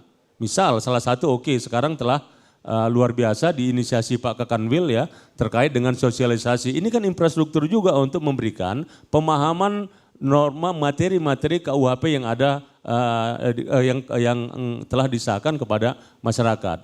Lalu perangkat sarana prasarananya belum lagi secara administrasi terkait dengan penjatuhan hukuman, proses perubahan hukuman yang detail-detail terkait dengan administratif, surat menyurat perizinan dan lain sebagainya, itu juga menjadi kendala di lapangan gitu. Saya sendiri masih gampang dengan waktu yang singkat ini KUHP itu bisa berjalan efektif sesuai dengan semangat dari pemerintah. Tetapi memang kita harus tetap optimis ya. Tidak ada suatu aturan itu memang yang tidak bisa sempurna kalau seandainya tidak dijalankan. Tapi yang paling penting adalah bahwa kita berharap penegak hukum kita mulai berpikir itu tidak kepada dogma-dogma, norma-norma hukum murni saja. Harus mulai berpikir kepada bagaimana hukum itu esensi filosofisnya bagaimana gitu. Ya, salah satu contoh misal terkait dengan saya kekhawatiran, restoratif justice ini kan sudah lama sebenarnya. Seperti yang dikatakan Bang Abdal tadi, hampir semua institusi penegak hukum itu sudah mengeluarkan peraturan-peraturan, tetapi implementasi di lapangannya gimana? Dan itu semua ditafsirkan masing-masing oleh penegak hukum gitu. Ya positifnya tadi ada aturan, mungkin itu sebagai pengantar Bang. Terima kasih. Baik, terima kasih Pak Faisal. Anda memang telah mengutarakan dan kemudian ini menjelaskan secara konkret begitu. Selaku akademisi, apakah Anda menyikapi perihal adanya KUHP baru ini merupakan suatu hal yang terburu-buru oleh pemerintah kita? Ya sebenarnya kalau menurut kita itu tidak terburu-buru karena proses kan sudah lama ini. Ya. Tetapi di penghujung mohon maaf partisipasi publik itu sepertinya agak kurang direspon. Walaupun tadi Bang Abdal katakan banyak ya proses itu kan dari akumulasi tahun 60. Ya. Tetapi hal-hal pasal krusial terkait dengan misal ada pasal terkait dengan penghinaan presiden dan pemerintah. Ini kan mohon maaf partisipasi publik kan tidak intens untuk diminta bagaimana pasal ini bisa diterapkan gitu. Saya khawatir ini menjadi ajang ya, untuk membungkam kritik publik kepada kebijakan pemerintah yang belum tentu, mohon maaf, seluruhnya itu adalah berpihak kepada kepentingan masyarakat. Oke. Tambah lagi misal ada kepentingan-kepentingan nanti untuk mendiskriminasi lawan-lawan politik, karena kita pahami bahwa pemerintah ini kan hadirnya itu karena ada faktor-faktor politik, makanya ada pemerintahan. Itu juga yang kita sayangkan kepada pemerintah dan DPR kemarin pada saat untuk menjaring partisipasi publik. Memang ada simpel-simpel yang diambil, tapi tidak dibuka ruang seluas-luasnya terkait dengan pasal-pasal yang krusial tadi. Mungkin Oke, seperti itu. dalam tema yang Anda paparkan tadi, Ziva dan juga pemirsa, ini berbicara terkait tentang problematika begitu. Kita tengah dihadapkan memang di tahun 2026 nanti 2 Januari akan diberlakukan Kitab Undang-Undang Hukum Pidana ini. Dan kemudian apakah ini juga terkait tentang kesiapan aparat penegakan hukum untuk dapat menerima ataupun mendengar atas aktualisasi ini begitu Pak. Ada sedikit minimalisasi ataupun ketertinggalan begitu aparat penegak hukum atas setiap poin-poinnya yang Anda ketahui Pak? Ya, kita paham ya, aparat penegak hukum itu kan memang tidak diberikan diskresi seluas-luasnya. Dalam hal tertentu mereka terikat kepada aturan-aturan yang ada. Kenapa? Karena kalau seandainya keluar dari sana, mereka harus mempertanggungjawabkan. Tetapi kalau seandainya niatannya memang sungguh-sungguh ingin menjalankan aturan sesuai dengan koridor yang ada di pemerintah, kalaupun ada kekeliruan oleh aparat penegak hukum itu di backup oleh atasan dan lain sebagainya, saya rasa penegak hukum akan berani. Tetapi persoalan di lapangan ya, yang sering juga kami berdiskusi dengan penegak hukum, oke, aturannya ada Bang, tapi aturan operasional kami belum ada. Kalau ini kami diskresikan nanti kami juga yang kena. Gitu. Saya sering berdiskusi dengan teman-teman penyidik seperti itu. Misal kemarin terkait dengan restorasi, Bang permanya kan sudah ada, Perkap Kapolri sudah ada. Oke, nanti di kantor dengan undang-undang. Kami kalau seandainya membuat suatu diskresi kebijakan seperti ini, persoalan kami juga jadi problem. Gitu. Baik, sebelum kita mengakhiri tentunya ini apa yang kemudian untuk kita ketahui pembuka, penyeimbang sebagai menghormati setiap fungsi dan peran kita masing-masing dalam KUHP ini akan berlangsung Pak? Ya, yang pertama memang kita harus optimis ya, harus mengawal dengan sungguh-sungguh pelaksanaan KUHP yang insya Allah tanggal 2 Januari 2006 berlaku. Dan harapan seluruh stakeholder terlibat, mulai dari pemerintah, anggota dewan, penegak hukum, masyarakat sipil itu harus sama-sama mengawal dan saling korektif terkait dengan penegakan hukum pidana yang akan berlaku tadi. Kalau seandainya salah satu saja tidak ikut andil dalam pengawalan penegakan hukum terkait dengan berlakunya KUHP, saya agak pesimis KUHP ini. Akan ada konflik begitu nantinya terhadap penyimbangan hukum dan juga kewenangan terkait. Benar, begitu ya, saya Pak? khawatir akan efektivitas KUHP ini tidak akan berjalan sesuai dengan yang diinginkan. Gitu. Baik, dan tadi juga Pak Afdal kita sudah mendengarkan bagaimana adanya barangkali mispersepsi ya di tengah masyarakat. Apakah ada aspek ataupun upaya yang bisa dilakukan agar bisa punya strategi khusus dan menarik pastinya agar bisa menarik simpatis publik terhadap KUHP terbaru ini? Seperti apa, singkat dan padat Bapak? Ya, aturan yang ideal itu kan sosialisasinya bukan saja pada saat sebelum diberlakukan. Tapi setelah disahkannya suatu aturan undang-undang itu juga harus disosialisasikan. Dalam artian apa? Walaupun sudah berlaku 1 Januari 2006 tetapi harus ada toleransi dalam penegakan hukum ya. Karena ini hal yang baru, hal yang perlu dipahami secara komprehensif oleh seluruh stakeholder yang ada. Baik oleh penegak hukum, baik pun oleh masyarakat. Kita tidak mau karena sudah berlaku 1 Januari 2006, maka penegak hukum dengan semangatnya maka menerapkan sesuatu sesuai dengan KUHP pidana, padahal masyarakat sendiri masih bingung loh. Karena paradigma yang ada ini kan paradigma KUHP yang lama. Mindsetnya masih tertanam dengan yang lama. Mindset paradigma KUHP kolonial yang lama. 1981 kemarin begitu ya, Pak? Walaupun kita paham itu cita-cita kita, tetapi hendaknya ada proses pengayoman ya, alternatif pemaafan kecuali pindah pidana yang memang sangat luar biasa. Tapi kalau hal-hal yang masih bisa dinegosiasikan dalam tanda petik, tidak membuat kemaslahatan hukum itu rusak, maka penegak hukum harapan kita, masyarakat itu bisa bareng-bareng untuk mendorong pemberlakuan KUHP. Baik, terima kasih Pak Faisal dan kami pintakan Anda untuk masih berada di tempat, nanti kita kiranya akan membuka ruang sesi tanya jawab yang kiranya ini akan datang dari beberapa penanya dan begitu juga dengan Pak Afdal yang hadir melalui virtual Zoom meeting ini kami pinta pula untuk sedia ataupun berhadir melalui virtual Zoom meeting karena sesaat lagi setelah break ini kita akan masuk ke sesi ruang pertanyaan dan untuk memberikan kesempatan bagi teman-teman peserta diskusi ini dapat kembali mengutarakan apa yang diinginkan. Begitu ya Ziva? Betul sekali, dan untuk itu pemirsa tetaplah bersama kami di Kupas Tuntas.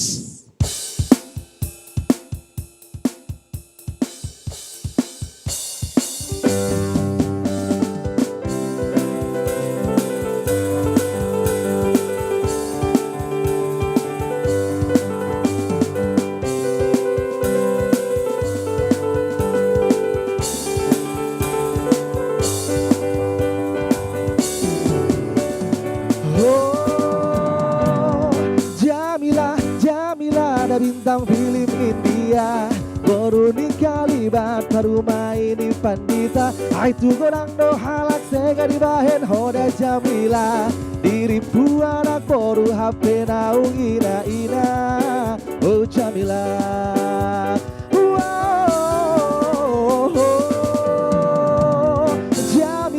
Jamila ada bintang film India baru nikah libat baru main pandita itu gorang do halak sega dibahen hoda Jamila diripu anak baru HP naung ina oh Jamila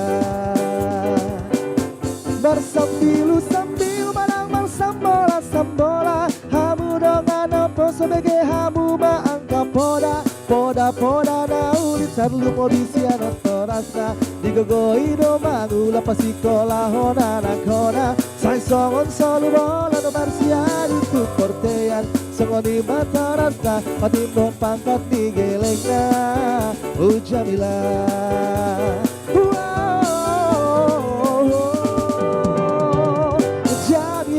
Jamila ada bintang film India baru nikah libat baru main pandita itu godang do halak sega dibahen hoda Jamila diripu anak baru HP naung ina oh Jamila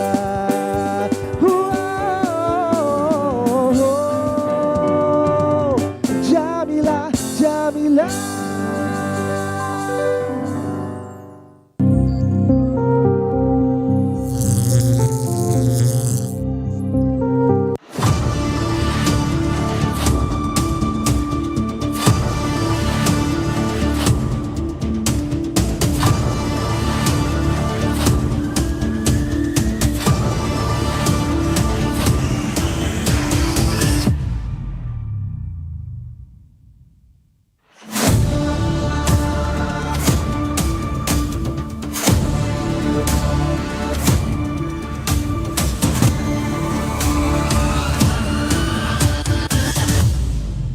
KUHP baru menurut saya lebih relevan, membawa pembaruan penting bagi sistem hukum kita. KUHP yang baru lebih baik daripada KUHP yang lama karena KUHP yang baru itu lebih mengutamakan keadilan daripada penegakan hukum.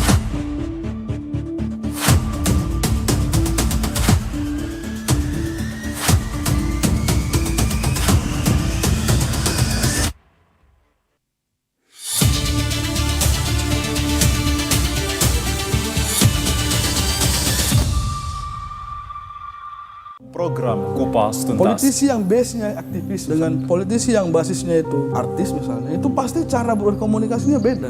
Pejabat publik itu hidup di zaman yang semua media bisa mengakses cepat. Everything is instant. Di redaksi ini yang kita kerjakan yang pertama bagi masyarakat awam yang belum terkontaminasi menggunakan narkotika.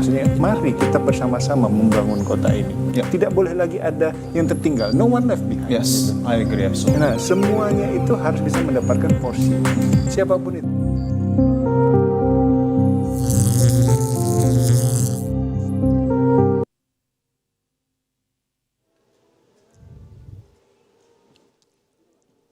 Baik, terima kasih Anda kembali bersama kami dalam program Kupas Tuntas dengan tema menariknya Sosialisasi KUHP, Pemahaman Substansi dan Implikasi terhadap Penegakan Hukum Nasional. Beri tepuk tangan yang paling meriah Bapak Ibu untuk menyemangati kita pada siang hari ini. Terima kasih kami ucapkan. Dan Baik, tentunya Jiva kita sudah lalui sesi demi sesi, rangkaian demi rangkaian kegiatan kita pada pagi dan kemudian siang hari ini. Tentunya kita sudah akan beralih menuju pada sesi yang akhir ini terkait tentang ruang sesi tanya jawab. Betul sekali Azril, dan kita akan berikan kesempatan kepada 6 penyanyi. Pasti. Dan kita akan batasi waktu juga Ya. ya Azril untuk 1 orang 1 pertanyaan dan akan diberikan selama 1 menit Ya. saja. Dan nanti kita akan juga berikan rules kepada para penanya bahwa menyebutkan nama lengkap dan juga pertanyaan akan ditujukan ke siapa. Nomor rekening gak usah? Untuk kita ya, Untuk nanti di kita, akhir boleh acara ya, ya. Pak Produser. Betul nomor sekali. rekening ya. Baik, saya akan bergabung di tengah-tengah audiens kita Azril. Dan Ini silakan, tentunya kita Azril. berpisah, begitu Jiva? Betul sekali, karena Baik. saya mau dengerin sama audiens Azril ya. Kita akan langsung ke sayap kanan terlebih dahulu. Ya. Bagi Bapak Ibu yang ingin bertanya kami silakan. Baik Oke, untuk baik, Bapak tidak Ibu. ada. Mungkin kita akan beralih ke tengah. Bapak Ibu ada yang ingin bertanya, silakan Bapak. Boleh dibantu mic-nya. Boleh sebutkan nama dan juga pertanyaan akan ditujukan kepada siapa, silahkan. Baik, terima kasih. Bismillahirrahmanirrahim. Assalamualaikum warahmatullahi wabarakatuh. Nama saya Irwan Syahrambe dari Pos Bantuan Hukum Advokat Indonesia, Pos Bakum Madin. Saya bertanya singkat kepada Dr. Abdal dan Pak Dr. Faisal tentang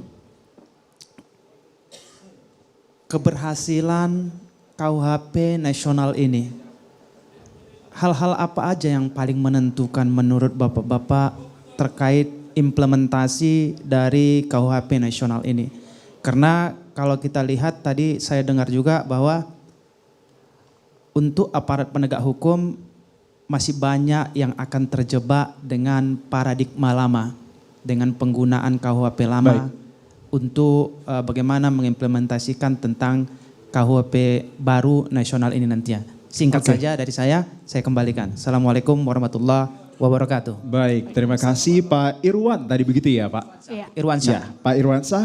Baik, kita akan kembali coba untuk menghubungi Bapak Afdal karena kiranya untuk pertanyaan dari Bapak Irwansyah ini dialamatkan kepada 2 orang, yakni ada Bapak Afdal dan juga Pak Faisal. Selamat siang kembali Pak Afdal. Ya, selamat siang Mas. Mohon maaf saya nggak kedengaran suara yang bertanya tadi. Baik, saya akan Mungkin bisa kembali. diulangi. Baik, saya akan Siap. kembali untuk meluruskan dan juga menginformasikan kepada Pak Afdal. Pertanyaannya adalah terkait tentang apa yang menjadi penentu keberhasilan dalam pengimplementasian KUHP ini yang seyogianya akan diberlangsungkan di 2 Januari 2025, mengingat bahwa dalam sisi kanan dan sisi kiri ini masih saja terdapat sejumlah problematikanya Pak Afdal. Ya, tentu di satu sisi optimis, di sisi yang sebelahnya pasti ada pesimis. Tapi kita yakin dan percaya ini adalah produk keindonesiaan kita yang tadi Pak Faisal juga sudah sampaikan. Kita KUHP peninggalan Belanda, KUHP baru merubah paradigma. Jadi kalau pertanyaannya keberhasilan, ya seperti yang disampaikan Pak Wamen tadi, keberhasilan mengimplementasikan ide-ide luar biasa dari para akademisi pidana kita yang kemudian perubahan mindset yang sangat luar biasa dari pemidanaan pemenjaraan menjadi rehabilitatif, restoratif, kemudian bagaimana aparat penegak hukum memahami maksud dan tujuan dari substansi di KUHP baru. Jadi kalau pertanyaannya bagaimana melihat, ya bagaimana kemudian pengimplementasiannya itu sesuai dengan apa yang dicita-citakan oleh pembentuk undang-undang, baik dari masukan yang luar biasa dari tidak hanya oleh akademisi tapi praktisi dan lain sebagainya. Mungkin itu yang bisa saya sampaikan, Mas. Baik, terima kasih Pak Afdal dan kemudian kita coba untuk mendapatkan informasi lebih dari Bapak Faisal terkait tentang keberhasilan maupun penentu keberhasilan dalam pengimplementasian KUHP 2026 nanti yang akan diberlangsungkan 2 Januari. Silahkan Pak Faisal, singkat dan padat. Ya, terima kasih Pak Irwan saya. Terkait dengan keberhasilan saya optimis, tetapi optimisnya seperti yang saya katakan tadi, harus ada rentang waktu untuk keberhasilan. Keberhasilan ini nggak bisa dicapai dalam waktu 1 tahun, 2 tahun. Bagaimana keberhasilan ini harus ditopang? Saya kira proses penegakan hukum itu berjalan kan tidak hanya dijalankan oleh satu sisi. Tidak saja oleh penegak hukum, tapi aturannya juga harus mendukung, budaya hukum masyarakatnya juga harus mendukung, sarana prasarana juga harus mendukung. Karena terkait dengan ini kan banyak ya yang harus kita kawal bersama-sama. Kalau menurut catatan saya paling sedikit ada 7 catatan yang harus kita antisipasi sebagai masyarakat sipil. Yang pertama pasal penghinaan presiden, pemerintah, pasal kebebasan demonstrasi, harus pemberitahuan. Ini kan tumpang tindih dengan undang-undang tahun 98 kemarin. Itu juga harus menjadi kawalan kita bagi masyarakat sipil.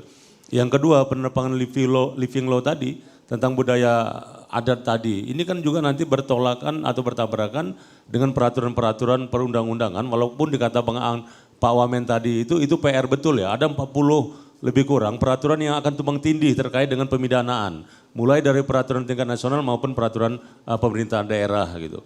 Kemudian terkait juga dengan kesiapan aparat penegak hukum. Saya pikir ini harus sama-sama dan berikan diskresi untuk kebaikan ya. Tapi penegak hukum jangan juga menyalahgunakan diskresi untuk menggunakan paradigma lama. Diskresi sesuai dengan paradigma peraturan perundang-undangan yang telah disahkan tadi. Itu saya kira ya masalah ketidaksinkronan peraturan di sektor misal dengan undang-undang ITE lalu dengan undang-undang HAM itu juga harus menjadi perhatian serius. Paling tidak jangan ada ya ego sektoral daripada penegak hukum ini. Mereka harus sama-sama memahami esensi dari lahirnya KUHP nasional ini sebagai undang-undang nasional kita itu harus sesuai dengan yang landasan filosofisnya. Saya pikir itu sederhana. Ada penyelarasan dan juga penyesuaian ya harus terhadap ada. setiap keberhasilan akan penentunya. Begitu Pak Irwansyah dari kedua orang narasumber kita yang telah memberikan jawabannya kepada Bapak dan tentunya ini sudah sangat luar biasa atas jawabannya. Ziva dan pemirsa untuk dapat menyimbangkan informasi ini agar kemudian hidup dan juga kolektif.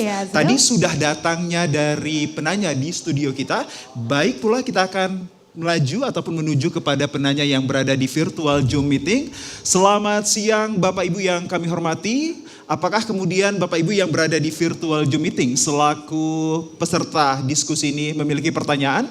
Boleh kami dengarkan pertanyaan Anda. Baik Bapak Sultan Hasibuan.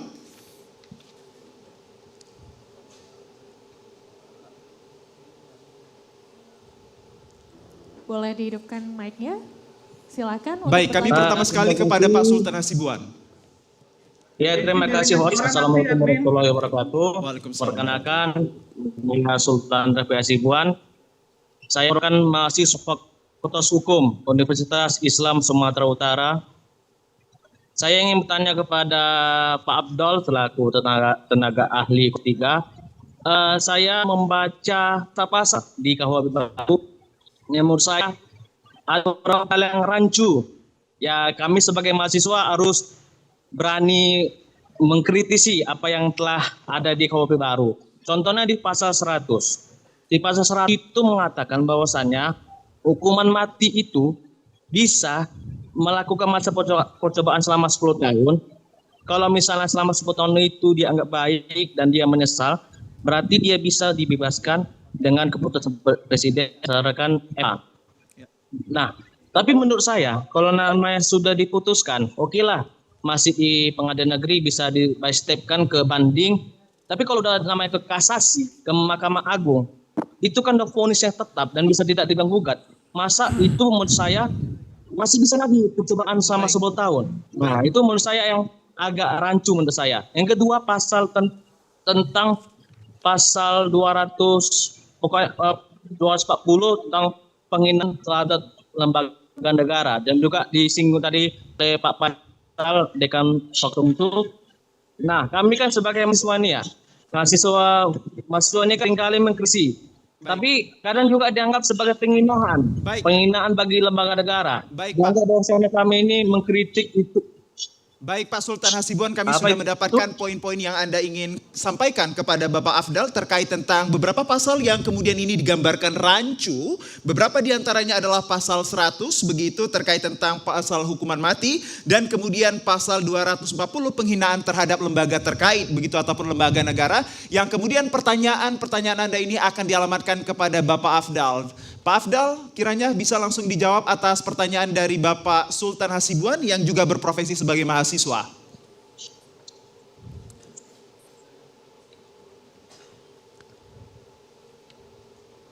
Pak Afdal. Izin host, kami dari Nias Barat nanti bertanya host ya. Iya, baik Pak, tahan sebentar, kita kembali coba untuk menjawab pertanyaan yang terlebih dahulu akan dijawab oleh Pak Afdal. Boleh saya jawab, Pak MC? Boleh Pak Afdal, silahkan, singkat dan padat. Halo? Iya, boleh Bapak Afdal singkat dan padat terkait tentang beberapa pasal yang rancu, pasal 100 dan 240 yang kiranya telah diungkapkan oleh seorang mahasiswa, Sultan Hasibuan. Apakah Anda mendengar kami, Bapak Afdal? Ya, saya mendengar. Baik. Soal pasal 100 itu memang diskusi yang luar biasa ya, Bapak Ibu semua dalam rapat panja maupun tadi sudah saya sampaikan di awal, banyak sekali masukan masyarakat agar pidana mati tetap masuk dalam KUHP baru, tapi banyak juga masukan masyarakat agar pidana mati itu tidak dimasukkan lagi dalam KUHP baru karena sudah banyak contoh di negara-negara lain itu dihapuskan. Tapi kemudian kita akhirnya panja memutuskan melalui right to be heard, right to be explained, right to be considered, yang mana kemudian di dalam pasal 100 ayat 2 itu disebutkan ketika hakim memutuskan pidana mati dengan masa percobaan, maka itu harus dicantumkan dalam putusan pengadilan. Dan kemudian itu jelas bahwa ada di dalam putusan awal bahwa itu ada pidana mati dengan masa percobaan. Dan kemudian bagaimana prosesnya itu kita sedang menunggu peraturan pemerintahnya sehingga ketika dia pada masa percobaan selama 10 tahun dan menunjukkan sikap dan perbuatan yang terpuji, pidana mati dapat diubah menjadi pidana penjara seumur hidup dengan putusan presiden setelah mendapatkan pertimbangan Mahkamah Agung. Jadi kalau pertanyaannya apakah itu rancu, kalau kita baca lebih seksama di dalam pasal 100, itu jelas bahwa hakim menjatuhkan pidana mati dengan masa percobaan selama 10 tahun dengan memperhatikan ketika hakim memutus, itu rasa penyesalan dan ada harapan untuk memperbaiki diri dan bagaimana kemudian peran terdakwa dalam tindak pidana. Dan yang paling penting, pidana mati dengan masa percobaan itu kemudian harus kita lihat bahwa itu ada keinginan bahwa si terdakwa ada rasa penyesalan dan itu nanti diajukan untuk dimintakan menjadi pidana dengan keputusan presiden setelah mendapatkan pertimbangan Mahkamah Agung, itu soal pasal 100. Yang soal lembaga negara memang kemudian itu termasuk tadi Pak Dekan juga menyampaikan salah satu yang dikoreksi atau kemudian menjadi bahan masukan masyarakat adalah muncul lagi pasal penghinaan presiden padahal sudah diuji ke Mahkamah Konstitusi. Tapi yang paling penting adalah putusan MK itu menjadikan bahwa itu menjadi tidak boleh ketika deliknya bukan delik aduan. Nah di pasal 218 kita garis bawahi betul bahwa memberikan kebebasan berpendapat, ekspresi itu tidak bisa dipidana. Jadi Bapak Ibu semua bisa dilihat di penjelasan pasal 218 ayat 2 itu memberikan batasan yang jelas kepada aparat penegak hukum mana yang memberikan pendapat, mana yang merupakan penghinaan. Mungkin itu Mas yang bisa saya sampaikan. Terima kasih. Baik, terima kasih Pak Afdal dan juga sebelumnya ada Bapak Sultan Hasibuan. Bagi penanya yang berasal dari virtual Zoom meeting, tahan sebentar. Kita akan juga beralih kepada penanya yang berada di studio TVRI Sumatera Utara agar kiranya ini menjadi penyimbang perspektif dan juga penyimbang kesempatan kita akan berikan kepada Ziva Jarianis. Baik, kita berikan waktu mengingatkan kembali kepada para audiens semuanya bahwa kita berikan 1 menit saja. Silakan untuk menyampaikan nama dan juga pertanyaan ditujukan kepada siapa Bapak, silakan. Boleh bantu untuk mic-nya teman-teman kita? Boleh, silakan Baik. dibantu. Cek. Kalau boleh 2 pertanyaannya ya kan, karena narasumbernya 2. 1 pertanyaan saja Pak, kita batasi. Mohon maaf. Boleh, bakal saya rangkum aja. Yang pertama, karena tema kita pemahaman, bagaimana pemahaman Izin kita. sebelumnya Bapak silahkan perkenalkan diri terlebih dahulu biar kita kenal maka sudah sayang akan hasilnya. Nama saya Bornok Simajuntak. Boleh Bapak Simajuntak ya? Bornok Simajuntak. Oke. Panggilannya Bornok.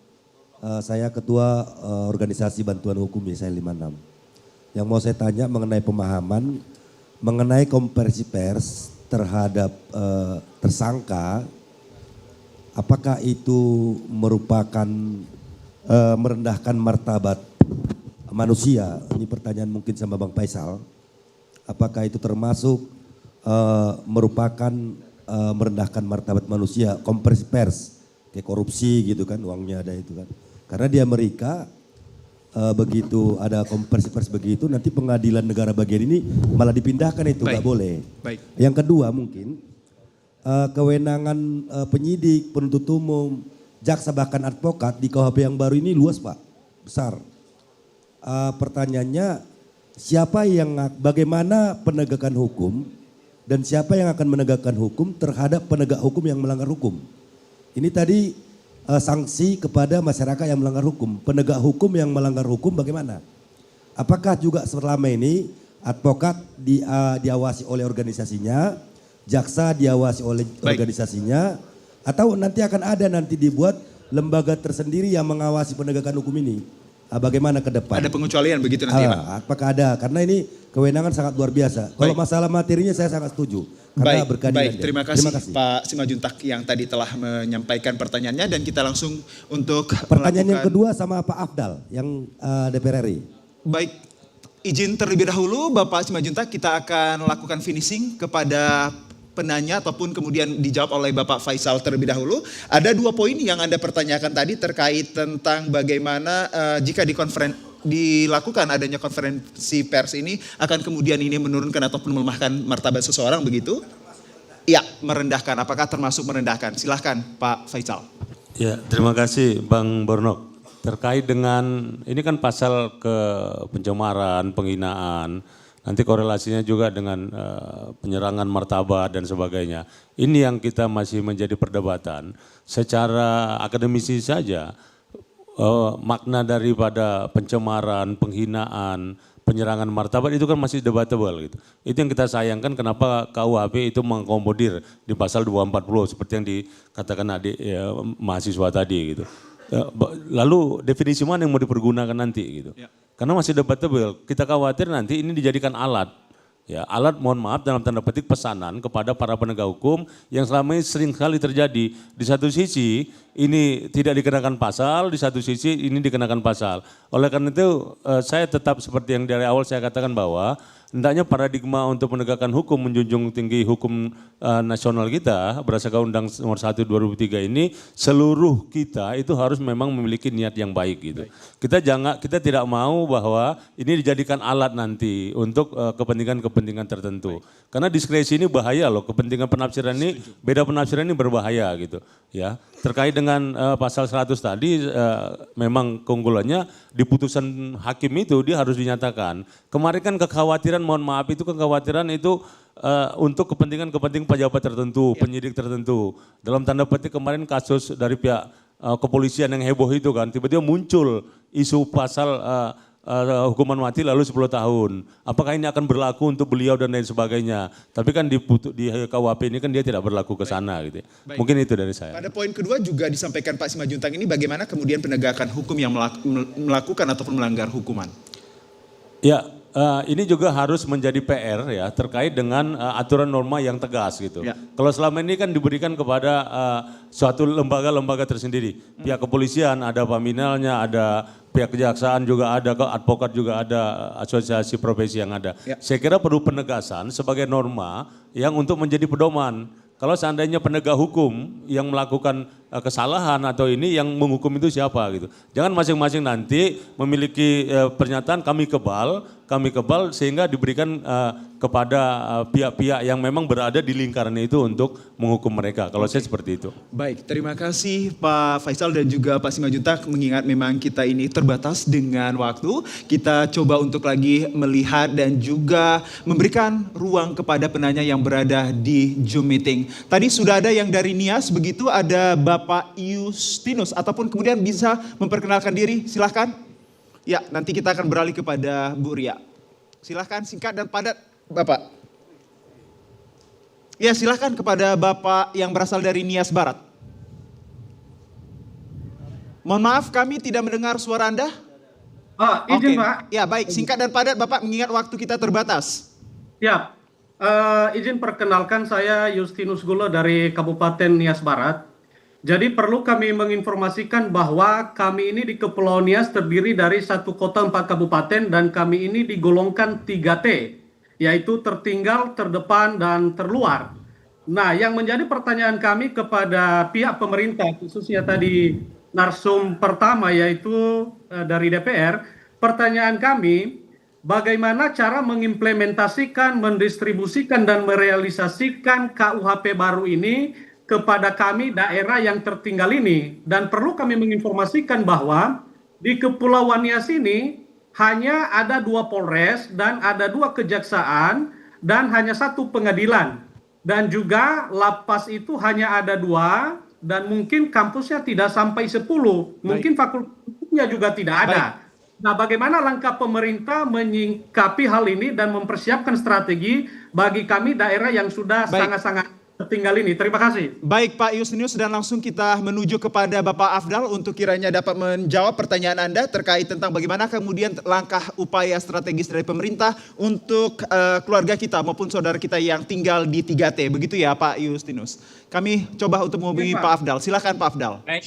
Baik, terima kasih Bang Justinus. Pertama, acara yang diselenggarakan oleh Kanwil Hukum ini kita harus berikan apresiasi. Bang Justinus hadir, dan kemudian yang bisa dilakukan oleh pemerintah, kalau kami DPR memang akan mensosialisasikan lewat dapil masing-masing. Saya berharap nanti di NIAS ada dapil dari anggota DPR yang mensosialisasikan KUHP dan KUHAP, tapi yang paling penting adalah tadi Bang Faisal sudah sampaikan di awal, KUHP dan KUHAP ini adalah misi besar bangsa Indonesia, dan kemudian seluruh stakeholders harus mampu kemudian membuka ruang untuk mensosialisasikan. Seperti Kejaksaan juga sudah saya lihat Polres-Polres dan Polda itu mulai mensosialisasikan ke wilayahnya masing-masing, sehingga pemahaman terhadap KUHP baru maupun KUHAP baru itu bisa manifestasi atau kemudian bisa disosialisasikan kepada masyarakat-masyarakat yang tadi Bang Justinus bilang di NIAS ada 2 Polres dan 2 Kajari, dan kami berharap mungkin Kejaksaan Negeri di bawah koordinasi Kajati dan Polres-Polres di bawah koordinasi Polda bisa mensosialisasikan KUHP baru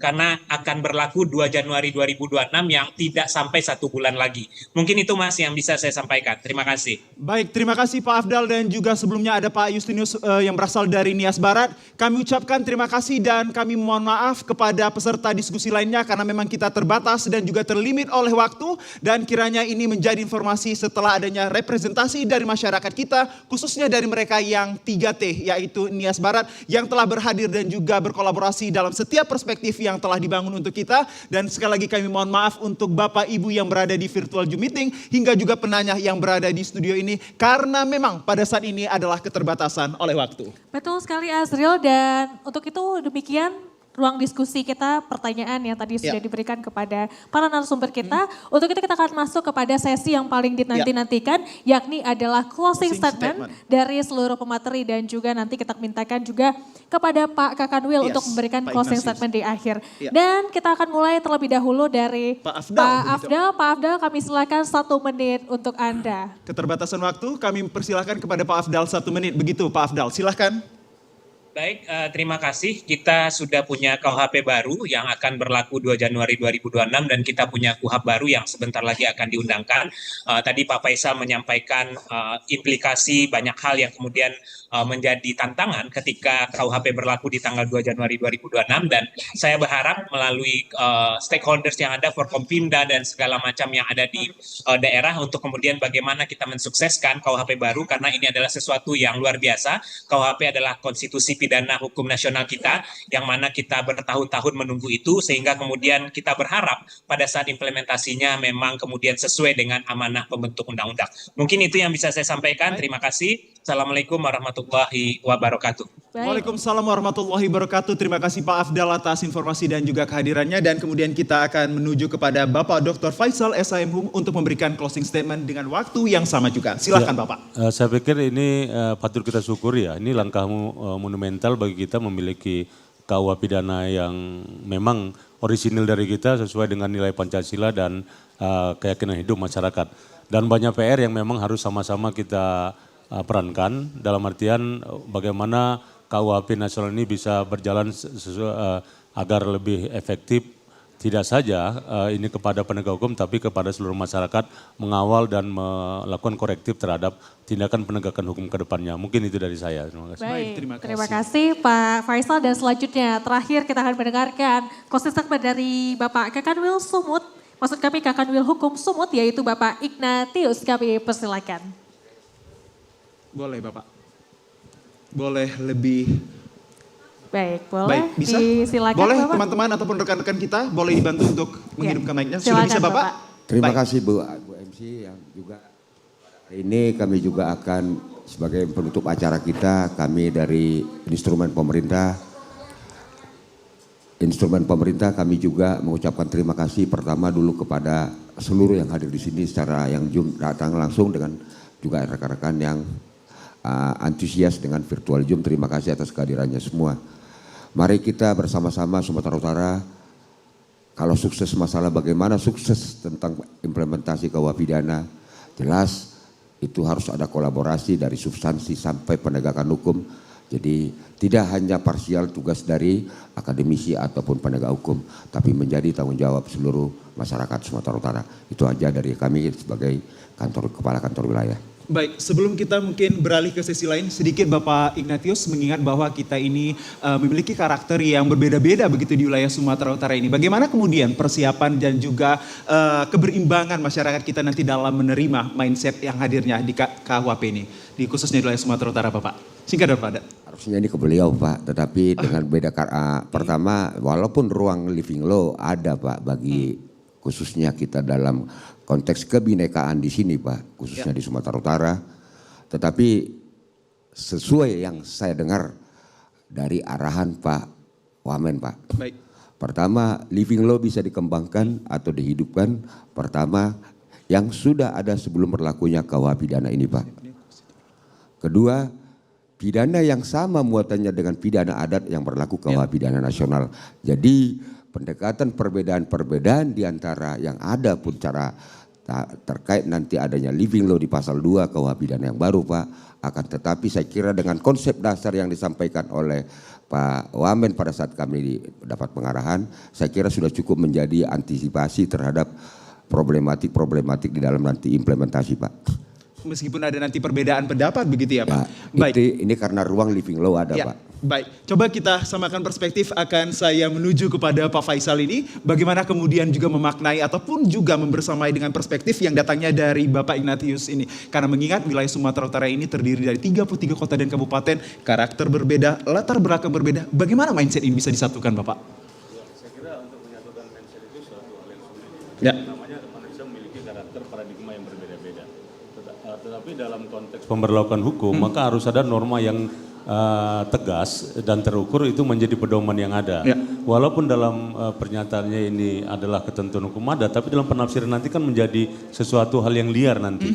Oleh karena itu perlu ada penegasan terkait dengan pemberlakuan pidana adat ini. Penegasannya dalam bentuk apa ini, dalam Pak? konteks aturan yang tegas. Aturannya, yang tegas. Normanya. Iya, begitu jadi ya? rambu-rambunya itu harus jelas, itu menjadi pedoman. Tidak bisa diberikan kepada penegak hukum untuk menafsirkan. Kita pengalaman betul dalam proses penegakan hukum, kalau seandainya ini dijadikan pasal karet, maka akan menjadi konflik dan itu menjadi ajang dalam tanda petik daripada penegak hukum itu dan sendiri. kita tentunya mengedepankan asas legalitas material ini dari living law tadi begitu, dan kemudian adanya restoratif justice, korektif dan juga rehabilitatif yang tentunya ini menjadi gambaran luas bagi kita dan tentunya pemirsa yang ada di manapun berada untuk mengetahui bahwa presensi KUHP ini juga pastinya akan dilaksanakan, terlaksana dan wajib kita dorong secara bersama-sama, Jiva. Betul sekali, dan Azril, demikian rangkaian acara kita yang menarik dengan tema sosialisasi KUHP, pemahaman substansi dan implikasi terhadap penegakan hukum nasional. Dan tadi kita sudah memberikan kesempatan kepada para penanya untuk sekali, bisa bertanya kepada narasumber, dan ada door prize. Menarik, Azril. Kalau kita ada door prize nanti dikasih mungkin di belakang ya, Jiva. Iya, nanti kita tagih di belakang ya. Kita tagih. Ini yang pertama yang akan kita serahkan adalah kepada para penanya dengan pertanyaan terbaik, special door prize yang diberikan oleh penyelenggara acara. Nantinya kita juga akan langsung mengundang ya kepada para penanya terbaik yang terutama untuk di studio ya, Azril, sebagai simbolis ya. Nanti untuk penanya yang ada di Zoom meeting kita akan konfirmasi kembali. Kami undang kepada Pak Irwan tadi ya, dan juga Pak Borno kami undang untuk maju ke depan. Kita akan menyerahkan special door prize.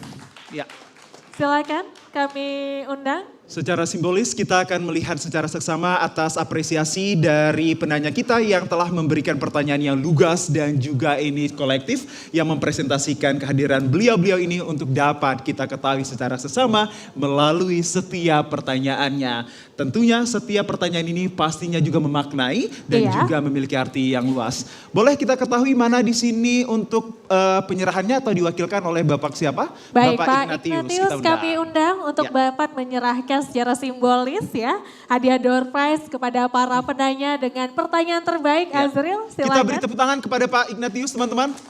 Baik, silakan. Ya, baik. Bapak di sini dan kita akan mencoba untuk mengambil buku maupun door prize-nya yang telah disediakan oleh penyelenggara. Judulnya adalah Anotasi KUHP Nasional, begitu. Kita mulai kepada Pak Irfan, kemudian Pak Simajuntak. Silakan Bapak.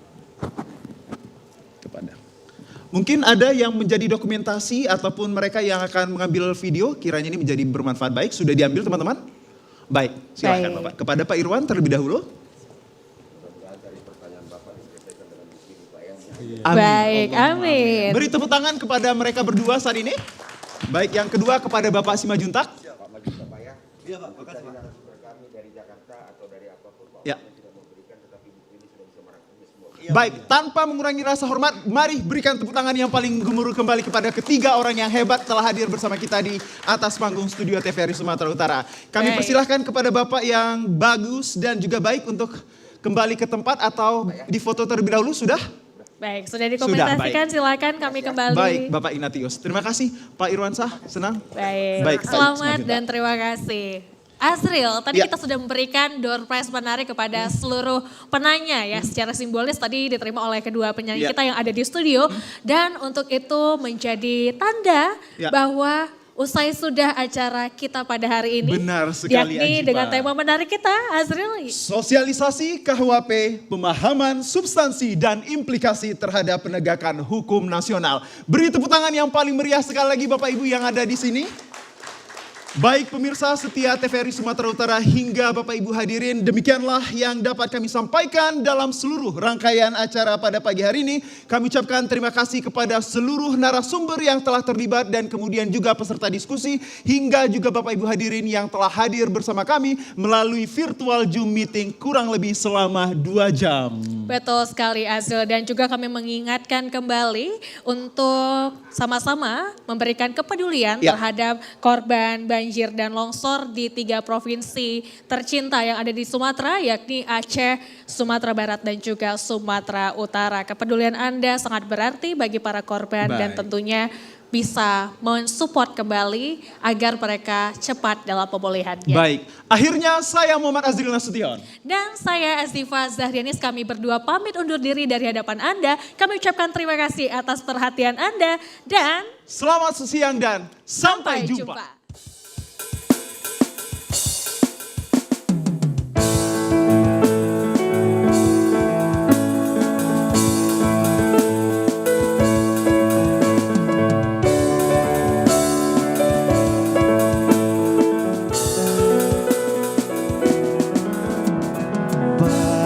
Padamu negeri kami berjanji, padamu negeri kami berbakti, padamu negeri kami mengabdi.